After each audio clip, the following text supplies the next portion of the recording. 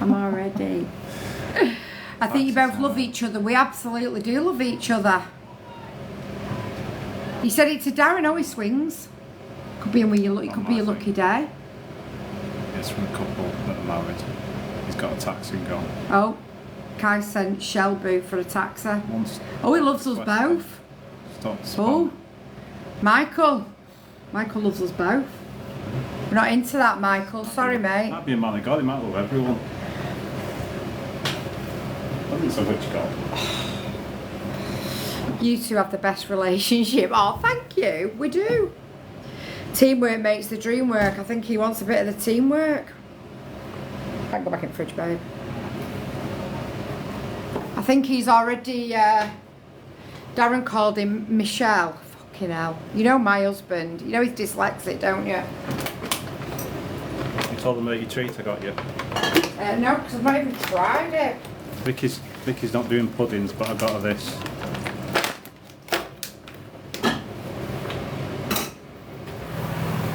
Turkish chocolate pudding with pistachios on.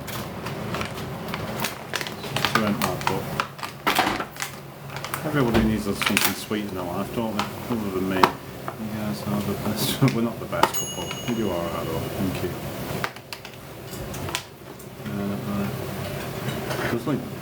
We don't know what it tastes like. Rubbish. Yeah, Turkish chocolate pudding. It's like a glass and everything. It's like a quid. And well, thank you, Shelley. Strange couple. Yeah, we are strange user. Almost as strange as your name user.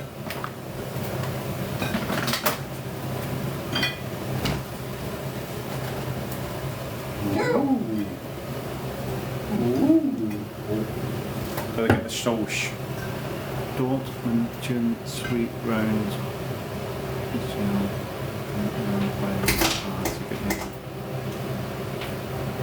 Vicky will tell you how lush it is later. What's up, baby? They all want to try your pudding later. Michael wants to try your pudding as well. Michael can piss off. He's not trying my bleeding pudding.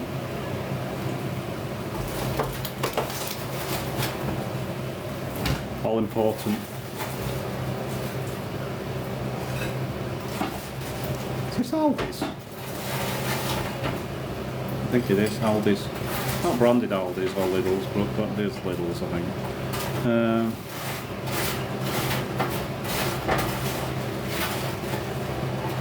Sticky toffee.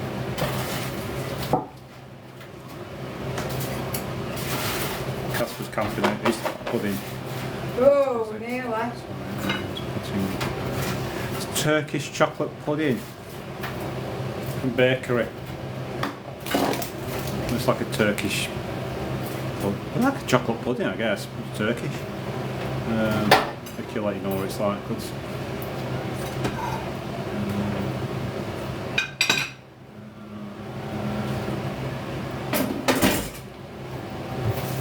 We've never had it before, but we just thought I'd get it. The best life on TikTok. Calm down. You want to just finish your last plan balls another week? Keep all the balls and give them one a day. There's allowed one a day. He is. Isn't it? Look. What, babe? There's allowed one a day. Is what? Casper's allowed one a day. Yeah. What are you crying for, Amanda? Oh! Still on about chocolate pudding? Casper's camping out the pudding. He does get excited. He knows he's going to get one chops. Not daft. The Labrador. More intelligent than Michael. Oh, I'm ready for this, guys. I'm proper ready for this. So, I'm going to burp. Ooh. That's very, very fizzy. We need knives and forks, but unless using your fingers. Usually do. Fingers in my pudding. What's going on here? I can't open this. Is it like like a fine? spoon? Would you like a spoon? Everything's pretty well seasoned, babe. You just put salt on it. I like a bit of salt. You can't do no harm. Salt's good for you. Oh, that kind of salt is. Mint sauce is good for you as well. Lashings of it.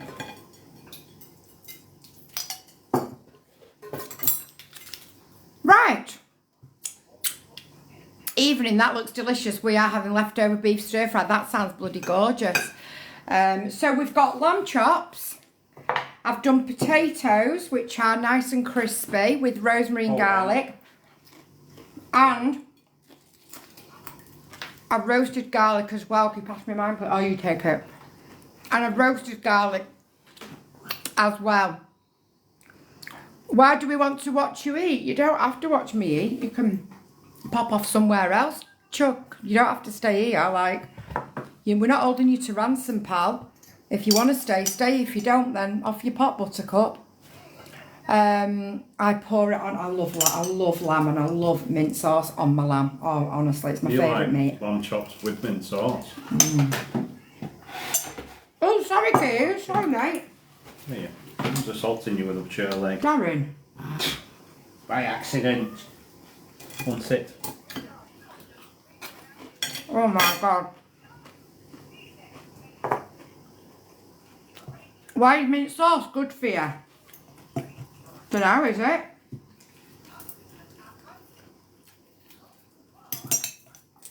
I'm not sure if mint sauce is good for you or not. I didn't actually say it where. I just said I love mint sauce on my lamb. Tastes are really nice. It's amazing. You can't really have lamb chops without it.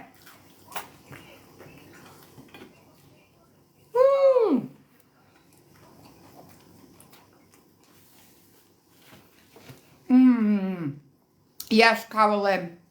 Yeah, cover your whole lamb dinner with it. Nice. Lamb chops dipped in sriracha sauce. Really? I would never think of that. Colby's, no, they've gone up to Istanbul for a couple of days. Minty moment. Yeah, I love mint sauce. It is good for you. You can't not have mint sauce. You can't have lamb without mint sauce. It's sacrilege.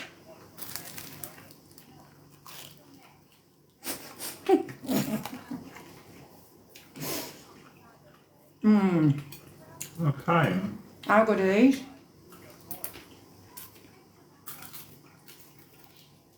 Very good. Really good.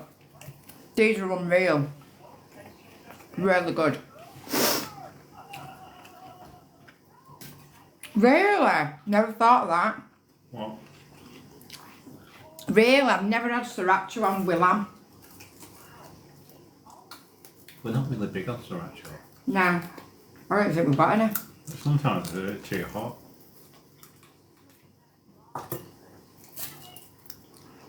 You have mint sauce without lamb?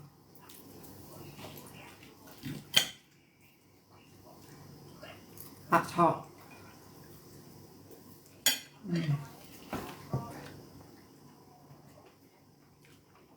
I've got to be in the mood for pork. I've got to be really in the mood for pork. You did say it's really good for you. It is really good for you with lamb chops. You can't not have lamb chops without mint Green. sauce. It's green, how can it be bad for you? How can it? Yeah, it's green. Anything green's good for you. I won't be giving that much, I really think. Good for your soul. Lamb chops and mint sauce is good for the soul. It heals it. Food is a lesson in love.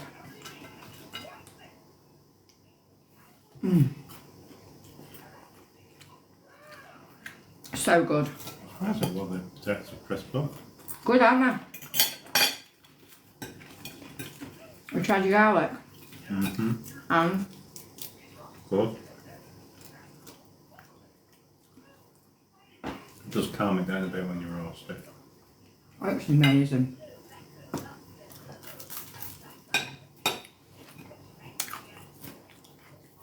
You did the entire lamb.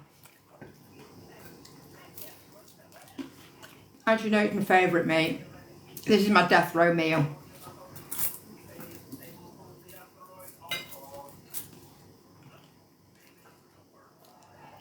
You've never tried roasted garlic? Oh, it's amazing, Beth. What's user saying now?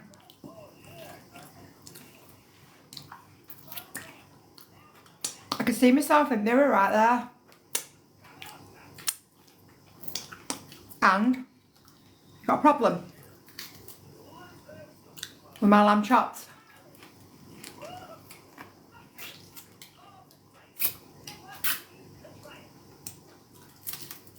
What do you say, babe? Hi, Tanya. You alright, gorgeous? Kaz, I can't, darling. I've never tried roasted garlic. You need to try it. It's unreal. Roasted garlic. Oh, it's so good. Depends where you get it from. This from Turkey is really strong. So, yeah. I love roasted veg in general. So, you need to try. You should put garlic in your roasted veg. If you are doing roasted veg, right, get a garlic bulb and cut the bottom off. You know the bit that's dead hard at the bottom? Just slice that off very close. Put the whole bulb in with your roasted veg. Honest to God, it'd be unreal. Hi, Hunters. Hope you're good, heart. Is it just me or does mincing garlic make it less stronger? Depends where your garlic's from, if I'm honest. How do you cut your lamb chops? In the oven, Charlotte, or in the Ninja? Depends how many I'm doing. Yes, food is cheaper in Turkey. I like it nice and crispy, really well done. Vikram starting Manjaro, do you have any tips? Don't rush it and stick to the right amount. Don't try rushing it. Too many people want to get up to 7.5 and 10 like that. Just take your time. You might be on 2.5 for a month. You might be on it for 2 months. You might be on 5 for a month. You might be on it for 3 months. Just take your time and listen to your body. Minute lamb chops are an Easter treat for me. Easter roast at my mum and dad's. I love that, Beth. Smiler's good. We're going to see her tomorrow, Kaz. I roasted the lamb chops in garlic. Yeah, you can do. I'm all good. Had the best Christmas ever. My Jack told me he loved me after he opened all his. But oh, that's cute. Do you think I could do that in the air fryer? Yeah, of course you can. I always do my roasted veg in the air fryer. What are you asking me, babe? Do you have tickets for tomorrow? Tickets for tomorrow for what? Istanbul. Sunday. Sorry, Sunday. What? Sunday. Sunday. I'll never understand how rare meat and unrendered fat can taste good. No, I mean neither. Evening, Linda. Smiler's good. She is, we're going to go and see her tomorrow. And hopefully, she won't hate me. You had gastric band? No, I had a gastric band about 30 years ago, but I've not had it in for about 25 years. Why now slimming injections? Why not? Why not? Love to see your husband. Yeah, I bet you would, Michael. How are you doing? I'm doing really good. Thank you. We're not back in the UK. No, not till March. Good evening, Vicky. My lovely. Good evening, Linda. Turkey teeth, don't start with your narcissistic behaviour. Just don't. Do not start with your narcissistic behaviour, okay? Because you'll come in and be nasty, and then in the next mouth, you're trying to be nice. Mary, decide what you want to do, love, and do it. Mary want a taxi? Ooh. Mary never knows whether to be nice or not. Split personality, I'd say. That's fair enough, it's a medical condition. Well, yeah, it is. Linda, did you win something on Christmas Eve in the boxes? I've got them all over there. Wait till I've had my dinner and I'll shout you all out again. I need everybody to send me a message who won something.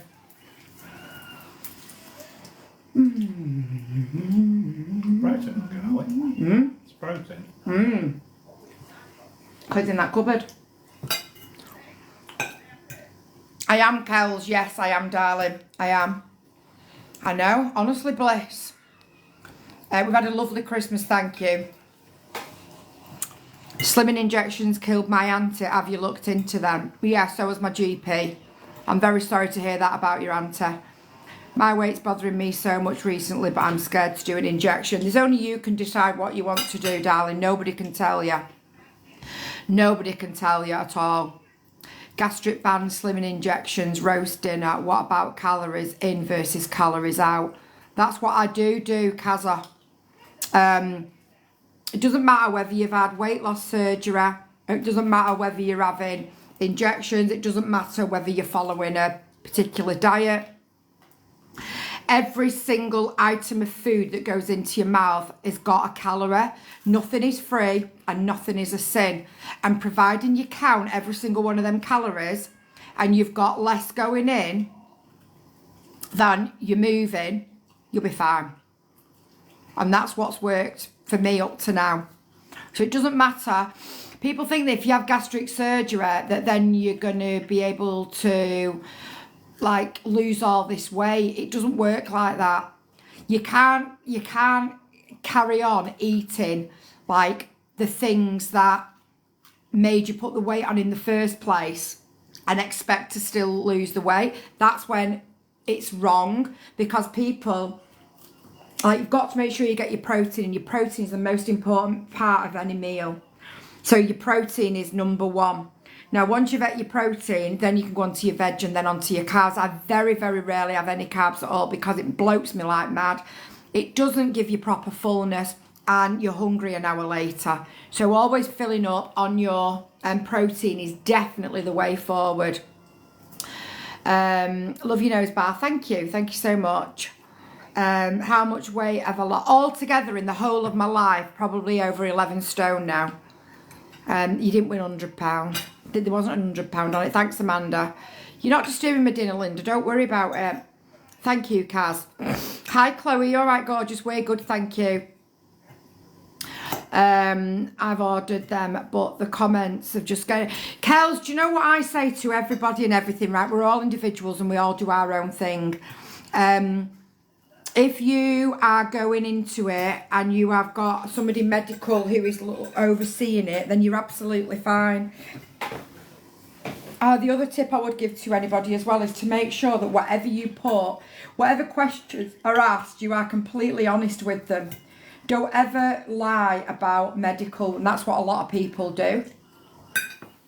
So don't ever lie, and providing you've given your medical practitioner everything that you need to give them, you'll be absolutely fine. You know, no form of weight loss, you enjoy that, babe? No form of weight loss help is any good if you're not going to calorie count. That simple. That simple. I don't know whether them chops are as good as the ones we had from the other. No, I know, I was a bit like that. Yeah, there was. Evening Tribe Mama, there's nothing up Future Boy. Team RH 100% works. Slimming injections, 70% of people put it all back on. But do you know what? Team RH are absolutely incredible. And do you know what Rich has done today, which I think is unreal, because I did actually send him a DM regarding this weeks and weeks and weeks ago. Oh, what have I done to my hand there?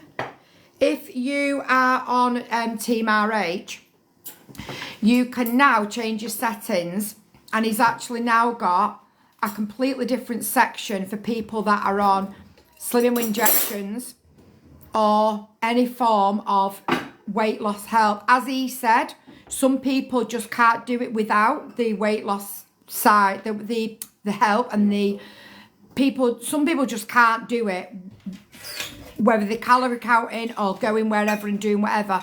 And the slimming injection is giving them people the help to lose the weight, but if they're not calorie counting, then they're just going to put it all back on. You know? You went on a live promoting your surgery. I wasn't aware it was 20 years ago. My gastric band was longer than that, probably 25 years ago, 30 years ago, something like that. My gastric band was, which that was what you actually said in your comments. Gastric band. Yeah, about 30 years ago. But a few years ago, I can't remember how long ago now, was when I had my wonderful Professor Hassan made me better and got me fully recovered from being botched from having surgery in the UK. So yeah, I did go and have a gastric sleeve done in the UK that I was botched at and wouldn't allow the doctor to come anywhere near me to see what he'd done because I was so poorly. So then I came over to Turkey to Professor Hassan, and he made me better. He made me not ill anymore and okay to lose some more weight. But I was never, ever, ever, ever, ever going to be able to lose all of my weight because I didn't have a sleeve and I didn't have a bypass. So what I've got is neither.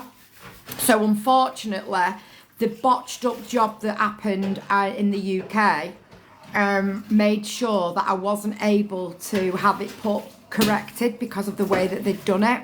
So yeah, that's the story, Jackanory. But you did actually say gastric band. You didn't say anything about a sleeve or a bypass. So if you're going to come for me, get your facts right first, cock. All right. Weight loss is mostly a mental task. Yep, you're 100% right there, Kai. Protein, fibre, carbs, good fats. You're absolutely right. High fibre. No, just put it back in, babe. You look amazing with your weight loss. Thank you, Linda. I feel amazing. I feel really good. I feel really good. Thank you, Bliss. I'm just on the injections to lose a few stone before my surgery. Yep, some people, as long as you're seeing a physician, that's all that matters. Hi, Vicky and Darren. Hi, Suzanne. Hope you've had a lovely Christmas. We absolutely have. I'm going to my GP to get a 12-week plan. That'll be nice for you. How much weight have you lost on the injections? To be honest with you, I don't weigh myself. I'm not asked what a set of scales say. I'm not asked about what some digits say. It's about how I feel in myself. And to be perfectly honest with you, if he was... if I've been dictated as 99.9% of people that are on any issues with the weight by some digits on a set of scales, like that doesn't define who you are and what you are. So what I weigh actually is irrelevant. I'm not asked about what I weigh. It's more about how I feel and the things that I can do now that I couldn't do when I was 10, 11 stone heavier. I've roughly lost around 10, 11 stone. I don't actually know. Could be 12, could be 9. I don't know because I'm not asked about what I weigh.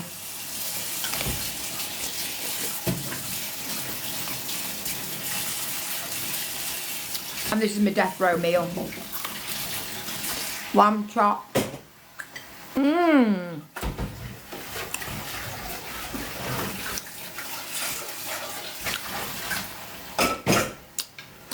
What you asking here, Turkey Chief? What I'm confused about, but she posted a video of her eating 4 chips, and what's wrong with that? When we're honest, he's just put the veg down the loo and it won't flush. Oh my God. You can still eat normal food. Yeah, of course you can. But you need to get your protein in first. Definitely. I've had a lovely Christmas. Yes, thank you. Vicky hasn't weighed since... I know I don't weigh myself. I'm not asked. I'm not asked what a set of scales say. I mean, at the end of the day, we can all get too fixated on them numbers on a set of scales. Why? Hi, Leah. Why? Why are you getting fixated on some scales? Like, why? Do you know what I mean? It's stupid. It's a bit like you don't define who you are by your weight. Do you know what I'm saying? The best thing I can advise anybody to do that weighs, has a set of scales, is put them in bed. I'm terrible that way. I can't use scales for that reason. I get obsessed with them and can't even have them in the house. Yeah, a lot of people are. I'm using scales until I feel a bit more weight loss. Once I'm more comfortable, I'll take the plunge. No point. Doesn't matter what you weigh. Doesn't matter what you weigh. It's irrelevant. It's how you feel. Because what happens is, like, I feel really good. Like, today I've had to eat an apple, Me and Dee shared a chicken Durham at lunchtime and my tea. I'm the same, don't weigh myself. If you're happy, so what? Exactly that. I've also not weighed myself since starting. It's the best thing to do. That's me. The numbers make or break me. Usually breaks me. Idiot me. Jump on them. Yeah, that's what I mean. Get them in the bin. Get them in the bin. Put them in your car. Take them to your mates. Get rid of the scales. Because I'm telling you now, as soon as you get rid of the scales and you stop being obsessed about what them digits say, you'll feel better. I feel really good in myself. I can walk more, I can ride a bike more, I can do all sorts. I'm doing so many different things now. Yeah, rode a horse last week. I could never have done that when I was 10 stone heavier. Do you imagine the horse? Poor bugger. You know? So yeah, it doesn't really matter. Like, I'm not asked what a set of scales say. I weigh myself 4 or 5 times a day. Jordan, just get rid of them, take them out the house. Take them out the house. Change the habit. If you don't change the habit, you're not going to change what you're getting. I say this all the time, guys, because it's true. It doesn't matter what it is. How can you change the habit? You've got to change the habit, or else it's going to be a constant. It's going to be a constant head mess. Your head's going to be constantly fucked because of what a set of scales say. Have a word with yourself. You don't need to. It doesn't matter, it's how you feel inside. I feel like a size 0. I'm not, but I feel it. And isn't that a best way to be? Than being obsessed with some digits on the scales. You know? A lot of people get obsessed with it. Honestly, so many people do. So many people do, it's unreal. So many people. It's crazy.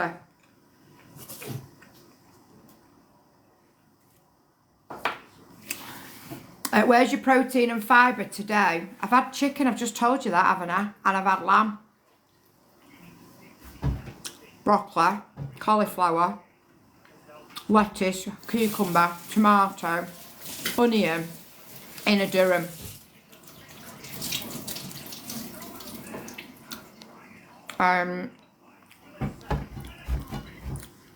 Need to take them out of the house.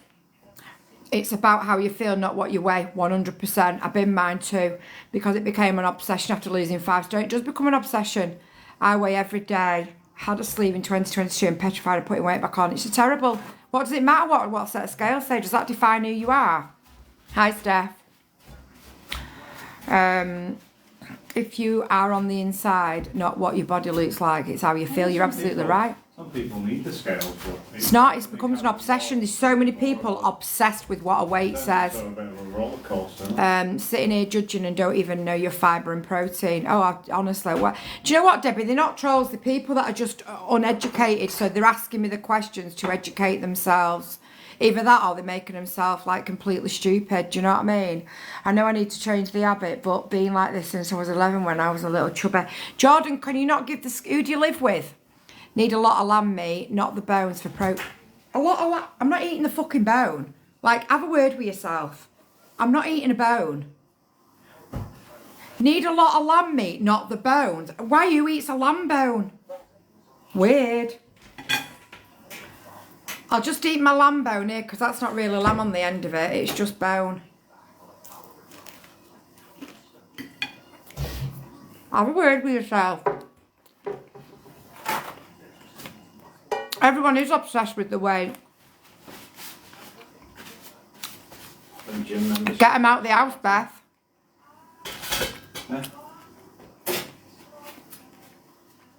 I was a size 12 but weighed 13 stone, but was fit. However, apparently I was like, well, that's exactly what I mean about weight. Ooh. All my clothes. I'm supposed to be 12 stone. I've never been away. All my clothes that I worked brought 12 away stone with when me I was 12. are all too big for me. Huh? Everything. I know, Wendy, I get it. I can't get on the scale, so what they do is measure me arms instead. Yeah, whatever works for you. I'm not bodybuilding. Right, Jordan, can you take them? Do you have a car? Go and put them in the boot of your car right now. Just step back there. Go and put them in the car right now. I'm just going to eat some more of this lamb bone because I get off me on eating bones. Just saying. with mint sauce.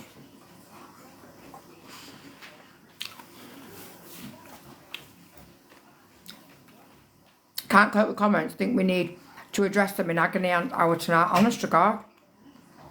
Unless you deal with the mental side, you will always put the weight back on. Very true. Very true. Not much meat on them bones. I'm not much meat on them bones to give you much protein. Working fit. I don't. Kaza, have a word with yourself. Is that like everybody has 120 grams of protein a day? How bad is that? If you work in fitness and you're telling people that, that is horrendous. How dare you come in my chat, chatting your shit, telling people that they need to eat 120 grams of protein a day? How do you know that people are really struggling with the weight and you're in here telling them what they should be eating?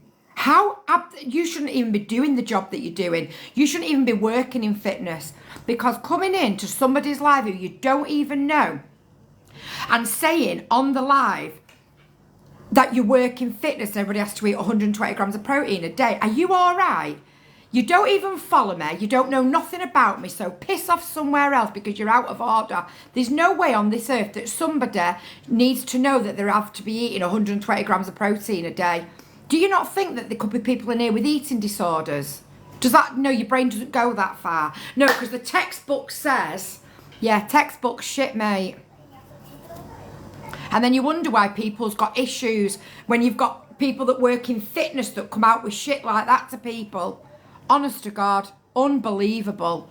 Unbelievable. Honestly. Honestly. You don't need that much protein. You are who you are. If people can't accept you for that, then it's their loss. Absolutely right. I'd imagine that would be aimed more at bodybuilders. No idea. I don't care who it's aimed at. They're not coming in my chat telling my people that they need to be eating 120 grams of... Who are they? Who even are you with your 2 followers? Piss off somewhere else. That's got me back up, that, can you tell? You can't educate dumb, though, can you? Do you know what I mean? Honestly. These fitness people think they know what all they absolutely do, Beth, and what they don't understand is the real side of struggling with an eating disorder. You know, these idiots don't even accept or understand an eating disorder because the textbook says ABC 1, 2, 3. That's why. Honest to God, unreal. Unreal. There's no set amount of protein to eat. Depends on your muscle. It depends on a lot of things, French. A lot of things. A lot of things. No, please don't mute them because I will not be told that. Don't mute them or unblock them, guys, because I want to see the comments. Don't mute them or block them unless I ask you to, please. I don't care what they put. I'm not asked what they put. I want to see what they put because I'll call them out for it. You know? Honestly, I won't have anybody coming in here telling people what they should and they shouldn't be doing. Honestly. Came in the live at the wrong time. Sorry, Miss Peps. No worries. No worries, guys. Honestly. If your dietary requirements to prioritise protein, then go for it. Don't pressure with numbers. Exactly that. Do these health people, do they all think that like everybody's like one size fits all? It's absolutely not. And eating disorders are so huge and come in so many different shapes and colours. You know, I've got a husband who has lost some weight recently. He can't get on a set of scales. He also can't calorie count because Darren has issues with digits. Darren has issues with numbers. So if Darren is calorie counting, he needs to know how many calories is in that piece of cauliflower, please, Vic. Because he becomes obsessed with digits because that's his thing. So if I said to him, Darren, you need to start counting 120 grams of protein, please, it would send him into a fucking meltdown. Do you know what I mean? Honestly. Some people are just, and don't get it. People still looking at a ton of food. It's Christmas. Honestly. My fella is a PT, believe it or not. He's just said it's not one number fits. Exactly that, Beth. That's exactly what I'm trying to say. And I ain't no freaking fitness guru, but I have got a life full of fucking weight issues. Do you know what I mean? I can't calorie count or weigh food, even though Darren can't. No, Darren can't. Honestly, he sounds like an amazing PT. Needs more like him. Absolutely. Well said, Vicky. We are all different. It would send me into a meltdown. Send Darren into a meltdown. If I said to him, right, Darren, you need to start counting your calories. Fuck me. You've got no idea what that would be like. Oh my God, we did it years ago. Years ago. That's off alright. Oh yeah, he starts off all right. And then what happens? Tell these people what happens, Darren. If I said to you, just so that people can understand it from a different perspective. If I said to you, right, Dee, you've got to start eating 120 grams of protein a day, what would happen? Start looking at packets and adding stuff together. And it's not good. And how does it end? Once I've had it, I won't eat anything else. It's like, and then you don't think, like, and then it's like, well, I went for a walk, so I've got to take that many calories off there because I went for a walk. So then you eat some more, and it just, yeah. And I don't need to do that, lose weight. I can just. That's from somebody who can't deal with digits because he gets obsessed with them. Obsessed. Like he's just said. He'll go for a walk and come back and go, all right, I can eat like half a tomato now because I've just been for 10 steps. It's ridiculous. And number obsession is huge. Anybody who is addicted to getting on the scales, it's a number obsession. It absolutely is. Everyone is different. We are, you're right, it's the hardest thing being obsessed with numbers. It is, it's awful. It's awful. I'd be like, Darren, a lot of people are. And this is the reason why me and him are so real when we're on here. You get to see the raw side of our lives. Yeah, we're no different off camera to what we're like on it. Doesn't matter. We're exactly the same. But what I won't have is anybody coming in here telling me and 300 odd people in my room how much protein they should be having. Like, who are you? What gives you the goddamn rights to come out with that bullshit? Honestly, it's really got me back up that. I've been my scales, don't blame you. I've had my fair share of surgeries and to be honest with you, just find something else to be unhappy about. That's true that, Kai. Very true. Very true. I wouldn't recommend any slimming group. I absolutely wouldn't recommend Slimming World. And do you know what the saddest thing is about that, Mary? Shall I tell you? Is that 30 odd years ago, for 10 years, I was a Slimming World consultant with a class of over 150 people weekly. And you know what? I am absolutely horrified and mortified at that shit. Because I now realise that Slimming World gave me an eating disorder. Because do you know what? It's free, you can eat it. So go on, I'll have 3 bowls of pasta. But oh, hang on a minute. I need, you can't chew a banana. Oh. You can eat the full tin of you can eat the full bag of pasta. But you can't have a banana chewed. Are you fucking alright? Oh, mashed. Slimming World ruined my mental health. Jonathan, Slimming World ruins a lot of people's mental health. A lot of people's eating disorders have come from Slimming World. A lot of people's eating disorders because no food is a sin and no food is free. Well done, Kate, but I'm telling you now, it messes with your head.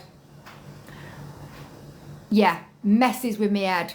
Messes with everybody's head. Slimming World is absolutely vile and I wouldn't recommend anybody because no food is a sin and no food is free. If you're going to go back there to pay your £85,000 to go and pay somebody just to stand on a set of scales to tell you that you've maintained or you've lost a pound or you've put 3 on or you've lost half a stone, don't do it. Just calorie count. Honestly, Slimming World is horrendous. It is true. You are so right with calories in Vicica is out. It is. Slimming World isn't right. You're right. Yeah, I got that. I was told that. You got what? You were told what? What are you going on about? I did something that made me bad. It makes a lot of people bad. You lost 6 stone. That's amazing. Back at 7. Okie dokie, Miss Pebs. I was considering going back to the new year. You've made my mind up there. You're so right. I'm sorry, Beth, but I'm just very honest. To be honest, I eat what I want, but small amounts. That's good, that, Kaz. I did Weight Watchers for 6 months, lost 6 stone and looked ill. That's what a lot of people do because it then becomes an obsession. Slimming World gave me bulimia. I can believe it. You're so right, definitely. I put on back 2 stone. Yeah, because every food's got a value. Nothing's free and nothing's a sin. Every single piece of food has got a calorie value to it. It's not sustainable, you're right. I used to live off those shakes. Yeah, that's another one. We've all done it. I use the NutriCheck. You can have anything on it. You can. You just need to count it. Everything in moderation, yeah, that's a good one. I agree with you, yeah, so true, it's heartbreaking, it is. It's awful, Kate, it's awful. So true, you get obsessed, you do. Is there an app to help calorie count? Nutricheck's good. I messes with your head because you're always worrying about your weight. Exactly. Get rid of the scales, get rid of... You see, I don't calorie count. I don't calorie count. I don't sin anything. I don't do any of that. I don't do any of it. I just eat sensibly. Actually, I'm telling a lie. This morning, I had half a cucumber, one of them, a tomato, half an avocado, and a poached egg. That's what I had this morning. I forgot I had that. I had that early. Then I had an apple. And then this afternoon, Darren and I shared a chicken Durham. And then that's what's left of my tea. I've not even managed it all. I've not ate all the potato. I've not ate all the veg. I've not even ate all my lamb, to be fair. But yeah, that's it. Right, you can have one. Right? You're having one. That's it, gone.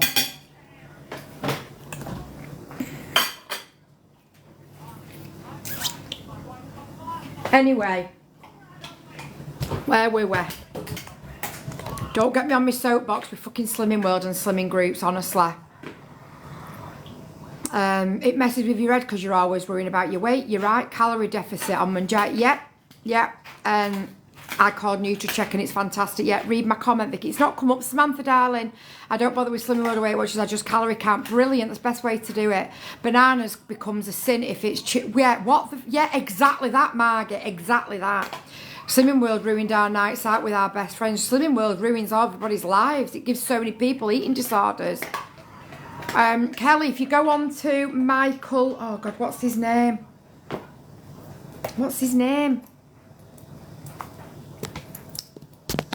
It's a lad's name. Nutricheck, yeah, it's good Nutricheck. Think it's a mindset, especially for women of our age. It's not even women of our age, it's women of all ages, men of all ages, men and women of all backgrounds, of all different sizes. And it's not just women our age, it's women and men any age. My friend lost 11 stone on Slimming World. Have they kept it off? Probably not. I'll probably just don't have a life because you can eat a full pack of pasta. Get me the pasta out. I'm going to boil it up. I'm going to eat all that, but I can't chew a banana. Have a word with yourself. Merry Christmas, Emily. We've had a lovely Christmas. Thank you, sweetheart. Thank you so much. It's all about balance. It is. You're right. Protein is key. It is. So when in the day, everything that I eat, I always think about the protein side of it. Everything I eat, I have the protein as the first thing I will eat. And then I'll eat my veg. And then I very rarely have carbs. Like that what we've had tonight is like my death row meal. And I haven't even ate all of them. I just wanted them because I love garlic. No, we don't. When was the last time we had potatoes?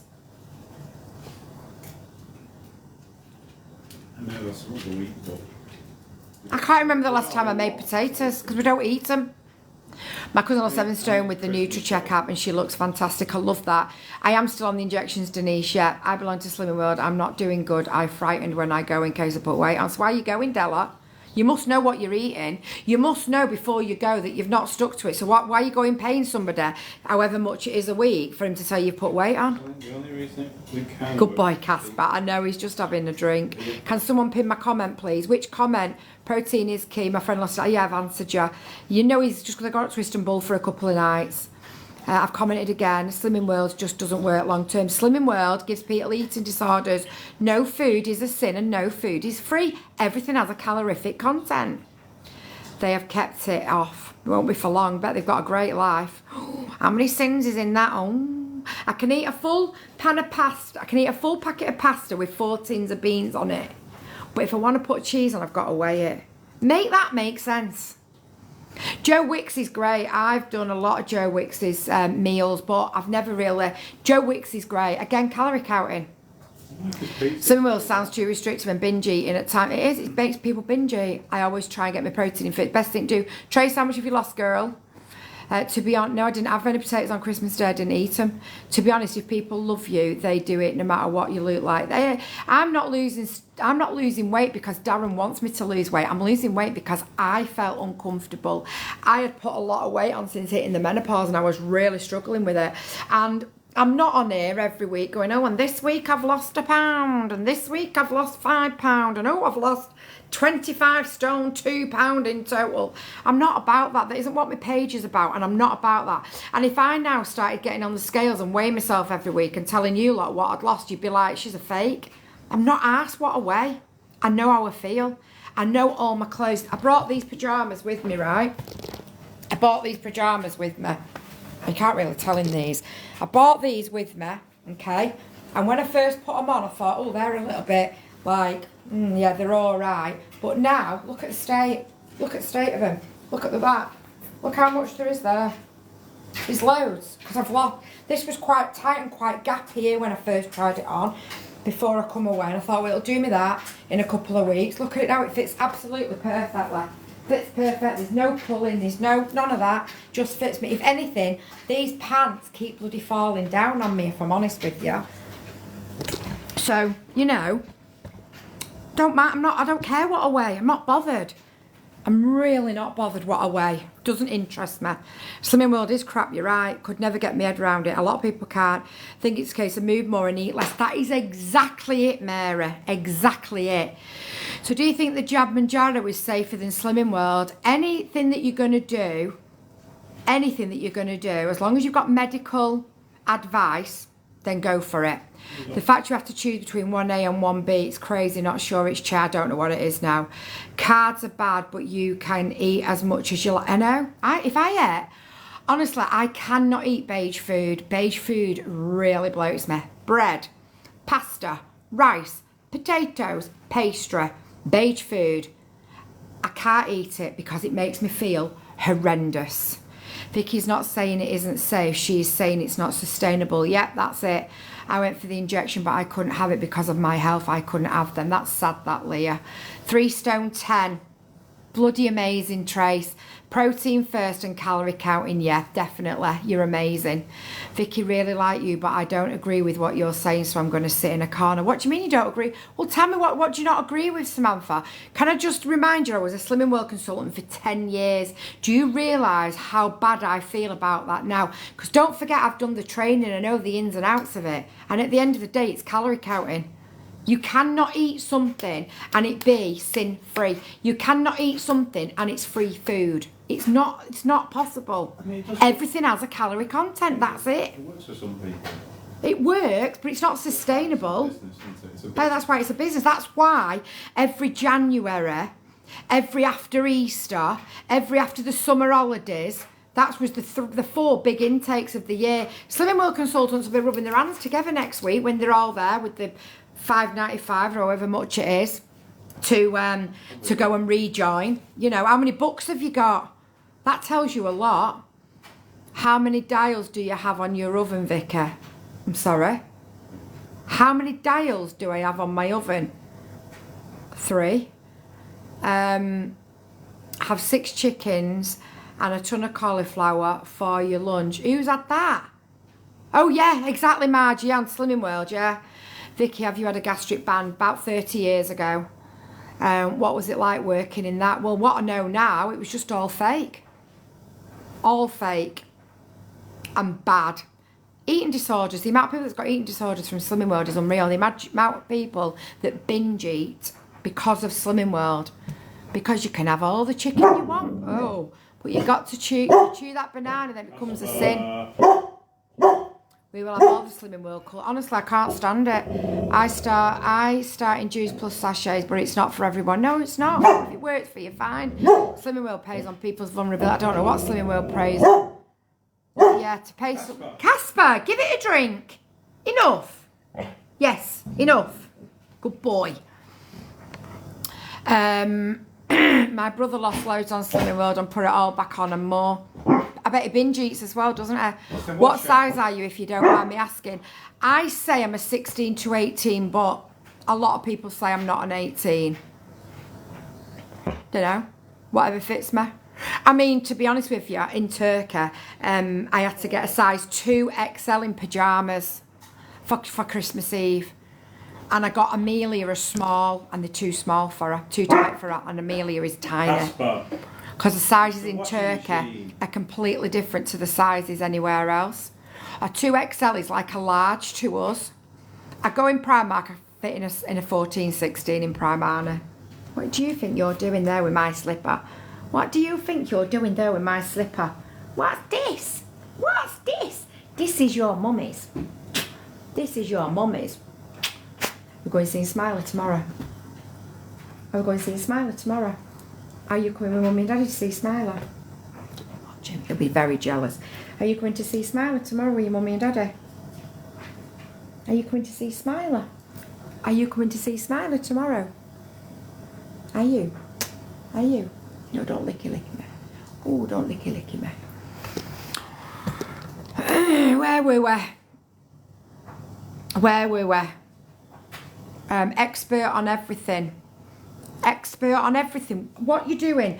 No, Kaza, what I am is I've lived a life and I've got a lot of experience. That's the difference. Their own brand food's filled with shit but advertise it as weight loss. I used to like their, what did they used to do then? Was it gravy or a soup? I can't even remember now. Bliss don't they taste of anything. I've never had them. Slipper Snatcher is murder. Casper Coos, I know. Yeah, we're going to see Smiler tomorrow. Different stores vary. Wherever you go, it's mad and not good for your mental health, really. It's not, you're right. What are you doing, my slipper again? Love him. I know he's ace, isn't he? He is his ace. What are you doing with that slipper? You come showing everybody that you've got mum's slipper. I've got my mum's slipper here, me. I've got my... Oh, Jesus, Casper! He thinks he's a chihuahua. You're too big. What? If you're up to. Drop the slipper. What are you doing now? I've got rid of one. And what are you licking me for? I'm not, I've had a shower, I'm not dirty. Honest to God. I ain't calling anybody for having an opinion. I have not called one person. Haven't called one person. You seem to have a really bad, like, I think you're just very jealous. I think you just sat there thinking, oh, I'd love to be her, so I'm just going to be horrible. Because that's all you're being. Have you ever heard of kindness costs nothing? Have you ever heard of kindness costs nothing and goes an awful long way? And the only thing you need to be in this room is kind. And if you can't be kind, then piss off somewhere else. And you're not kind. I can't imagine not being a kind person and not trying to help and support people. But do you know what? You can't help and support some people. Never, ever, ever called you. So you're chatting out of your rear. My Labrador, he's on my knee now. He wants to go to sleep. They always say never go shopping. Oh yeah, that's a biggie, that Lee. You should never go shopping with Darren. You should never go shopping with Darren when he's hungry. We've had a lovely Christmas, thank you. Kindness doesn't cost anything, you're right. Jealous, you just told me I shouldn't be doing my job. Well, you shouldn't be. You should not be doing the job that you're doing, telling people that they have to eat 120 grams of protein a day. Are you all right? You shouldn't be doing that job. You shouldn't be doing the job. I'm not calling you, I'm calling you out. And I'm telling you that you shouldn't be telling people that, because not everybody is the same. How dare you come into a random woman's chat that you don't even follow with your 3 followers and tell them that they should be eating 120 grams of protein a day? You don't have a clue what you're talking about. Clearly, we're all individual, not one size fits all. People call their nasty comments opinions now to gaslight. Well, do you care for a chat and get to know each other more better? Now you're alright, thanks pal. Honestly. Well, you did ask Vicky where her fibre and protein is. She had broccoli and lamb. Well, exactly, she can't do a job very well then, can she? So there you go, Mary. I had eggs and gammon and chips and sausage. Nice. You can sing whatever you want, love, but not on my live, you can't. You did say everyone. You absolutely did say everyone. You did not mention my age. You don't even know what I weigh. So you don't have a clue what you're talking about. So do not come into my live and try to tell me what I should or shouldn't be or not, or anybody else come to that. How dare you? Do not class everybody on the same brush and tell us that we should be eating 120 grams of protein. You don't have a clue what you're talking about. So if that is your job, you need to go back and retrain. You don't know her weight. Exactly. You don't even know her age and weight. Exactly. Honestly. Honestly, you're so self-righteous. I don't understand what that means. Honest to God. Unreal. I think you're alright all the time. That's what it means.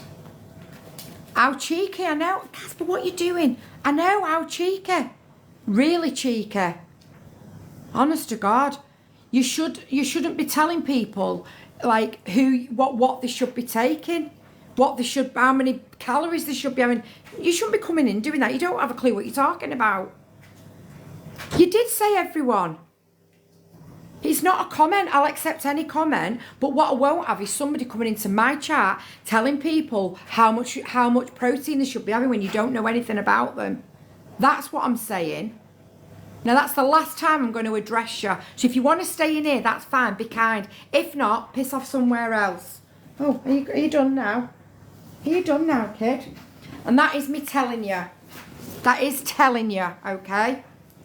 You're not coming in here telling my people that are in here how much protein they should be having. Yeah, you did tell everyone.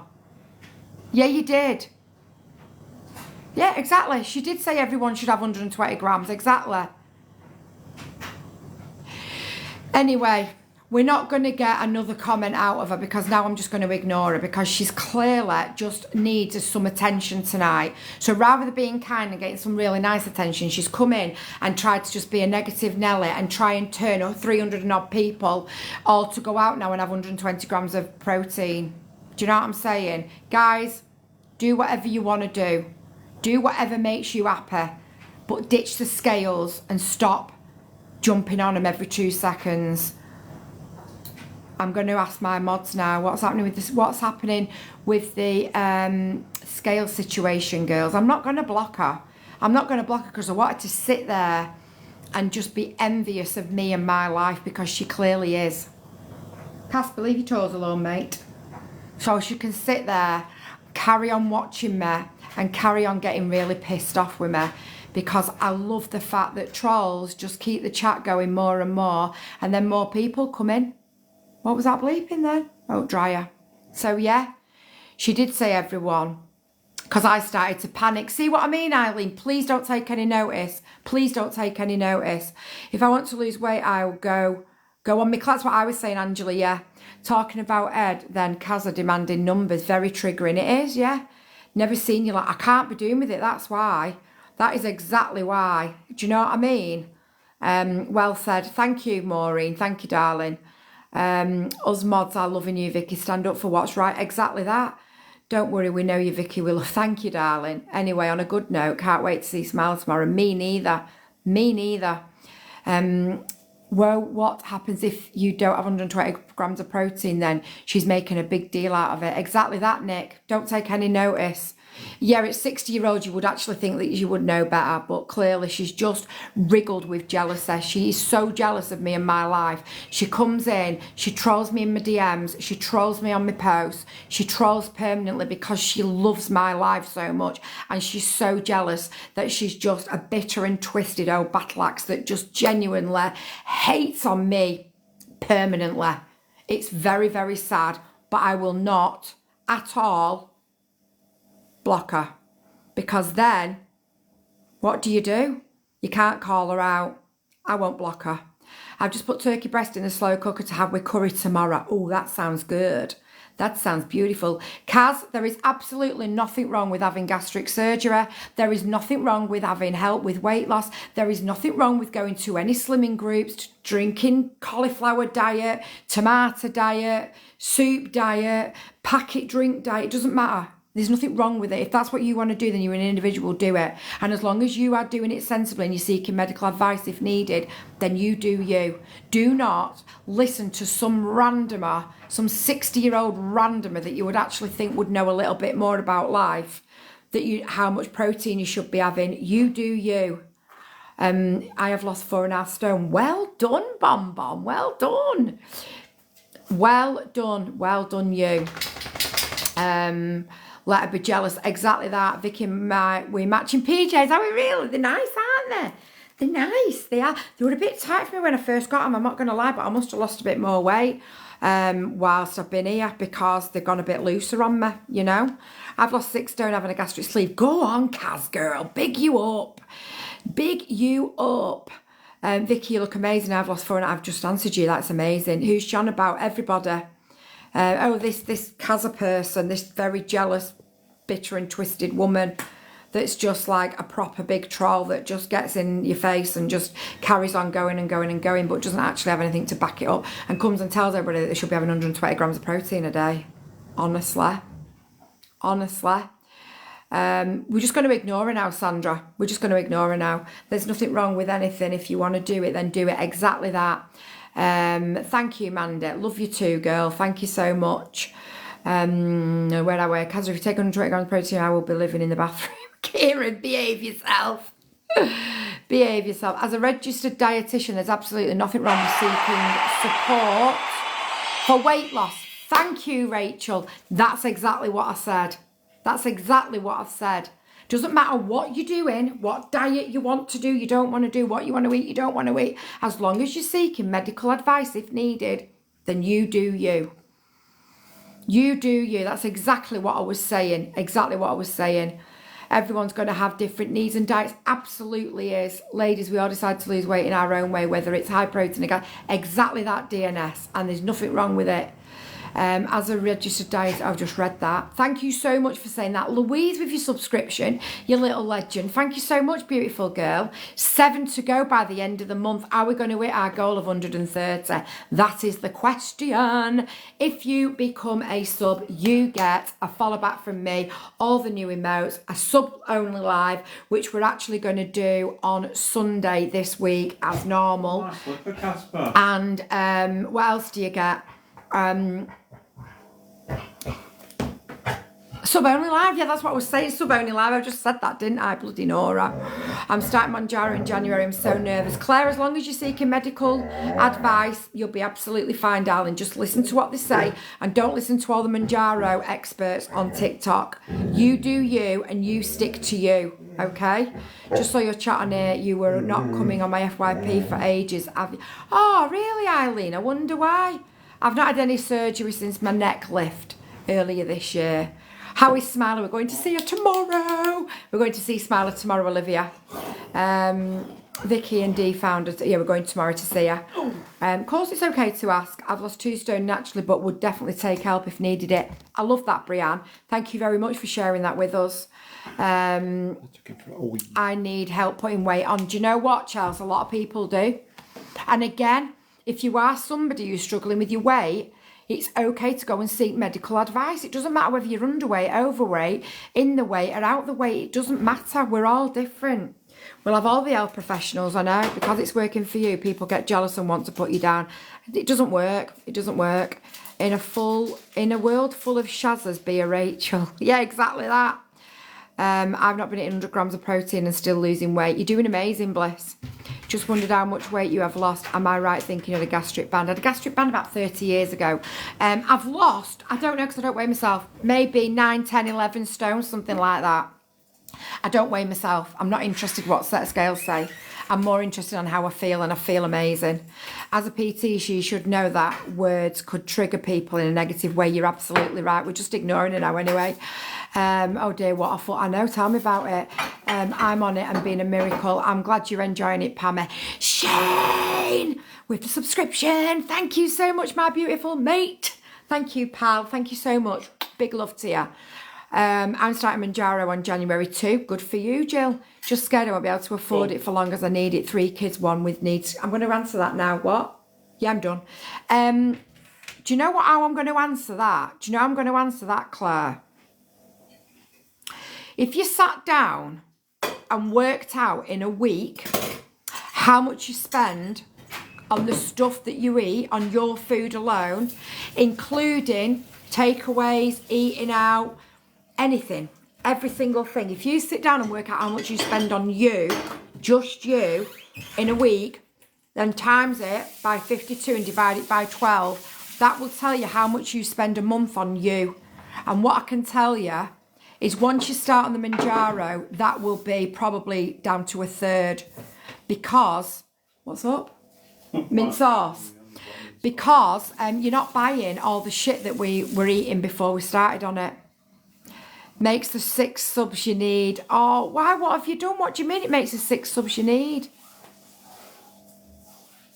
24. Yeah, 6 subs we need. Sorry, Shane. Oh, God, I get it now. Honestly, I need a moment, don't I? Janine, we are family. Got Janine with me.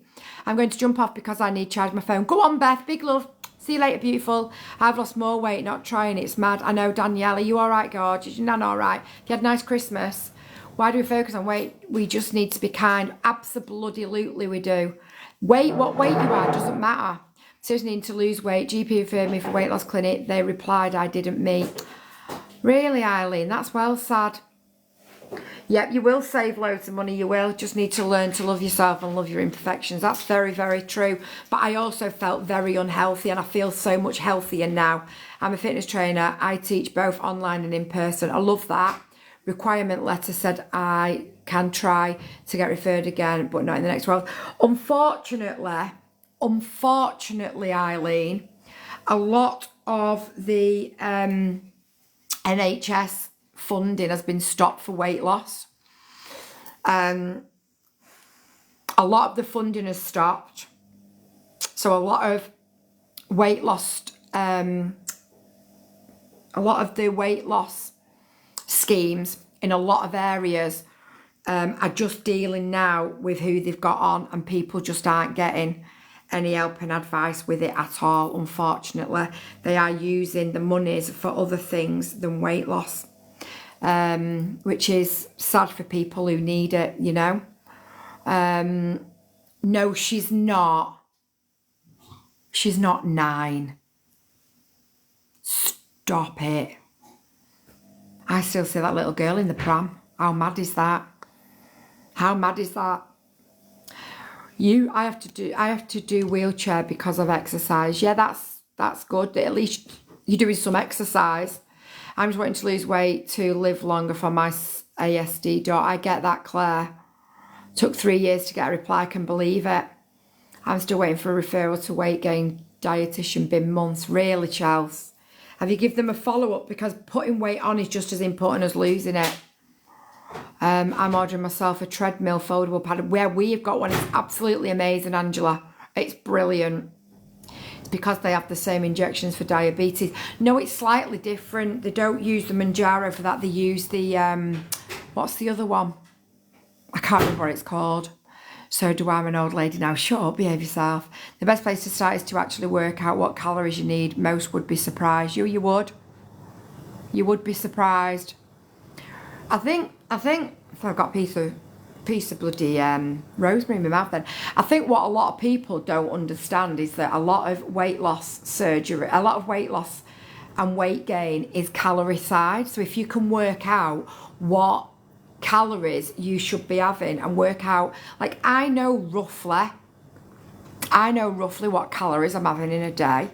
Like I know if I eat 3 bags of sweets or don't have any at all and have some fruit, it's going to be better. Do you know what I mean? I think a lot of it is all about working out what calories you should be having in a day and going from there. But not a lot of people do, because not a lot of people know. Not a lot of people actually know how many calories they're meant to be having in a day, whether it's to gain weight or lose weight. A lot of people just don't know, and that's what's really sad. You know? But whatever it is, just seek medical advice if you need it. It could take a while with backlog, so I'm trying to do it myself. I put a bit on. Well done, girl. Big love to you, Chelsea. Well done. I know you do struggle. I'm not going to talk about anything on here, but I know you do struggle. But that's really good that you're doing it yourself. Those, what are they called, them drinks? Oh man, what are they called? Ensure. I'm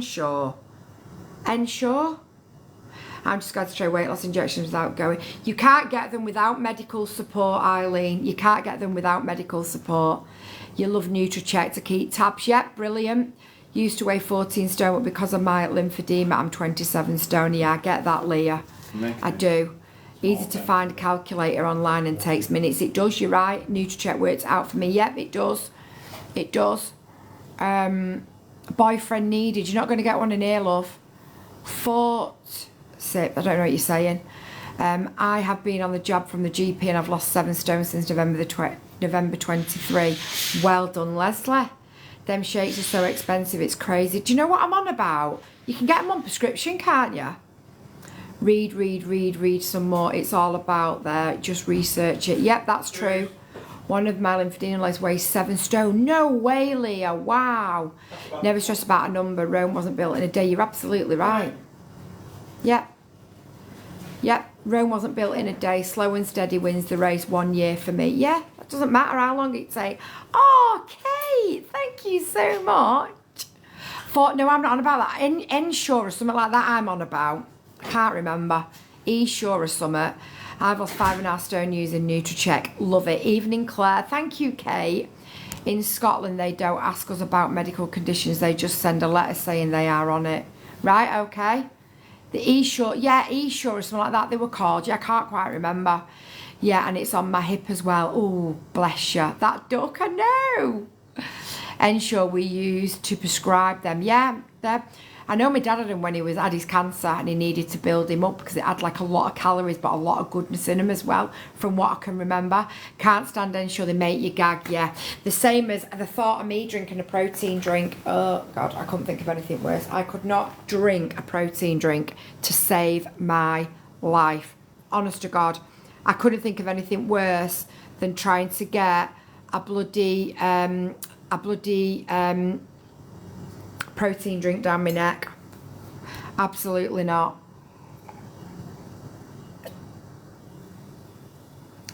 It's so bad for it, but it's up to the individual to tell them of the conditions. Yeah, that's very true. Your mum was put on them. Yeah, don't use the Jane plan, it's crap. Right, okay. I had them on script, don't like them. Really, Tina? Do you only use the app or exercise too? Right, that's Amy's asking Karen. I love them. I tried my sister because she lost weight due to being... right, okay. Thank you for the heart, Mies. The Cambridge diet. God, I've done that. I've done them all. I've done them absolutely all, honestly. I've done them all. Right, can I just have a quick shout out if these people are in here? Bianca, Ivy, Leah, which is Faith, Linda Oliver, Dawn, Sarah Jane, and Kieran. Right, Leah, I know you're in here. Leah, I need you to send me your address, please, darling. Can you send me your address? I used to put protein shakes in oats, do overnight oats. Yeah, you can do that actually, can't you? We add milk to yogurt if you can't do Ensure. Oh, right, okay, that's a good way. No, I have even tried freezing them. I couldn't, no. Don't do any diet. It's all shit. Bless you, Charles. Are the Fort Sip drink? I think they are, yeah. I think they are, yeah. Yeah, Leah, you won a bookmark. Can you send me your address, please, over on Messenger so that I can get it sent out to you? Is there anybody else here who I just shouted out?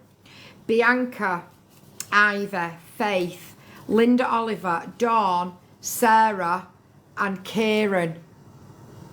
Are any of them in the house? Ryan, what are you asking people for? Come on, bud. What's up?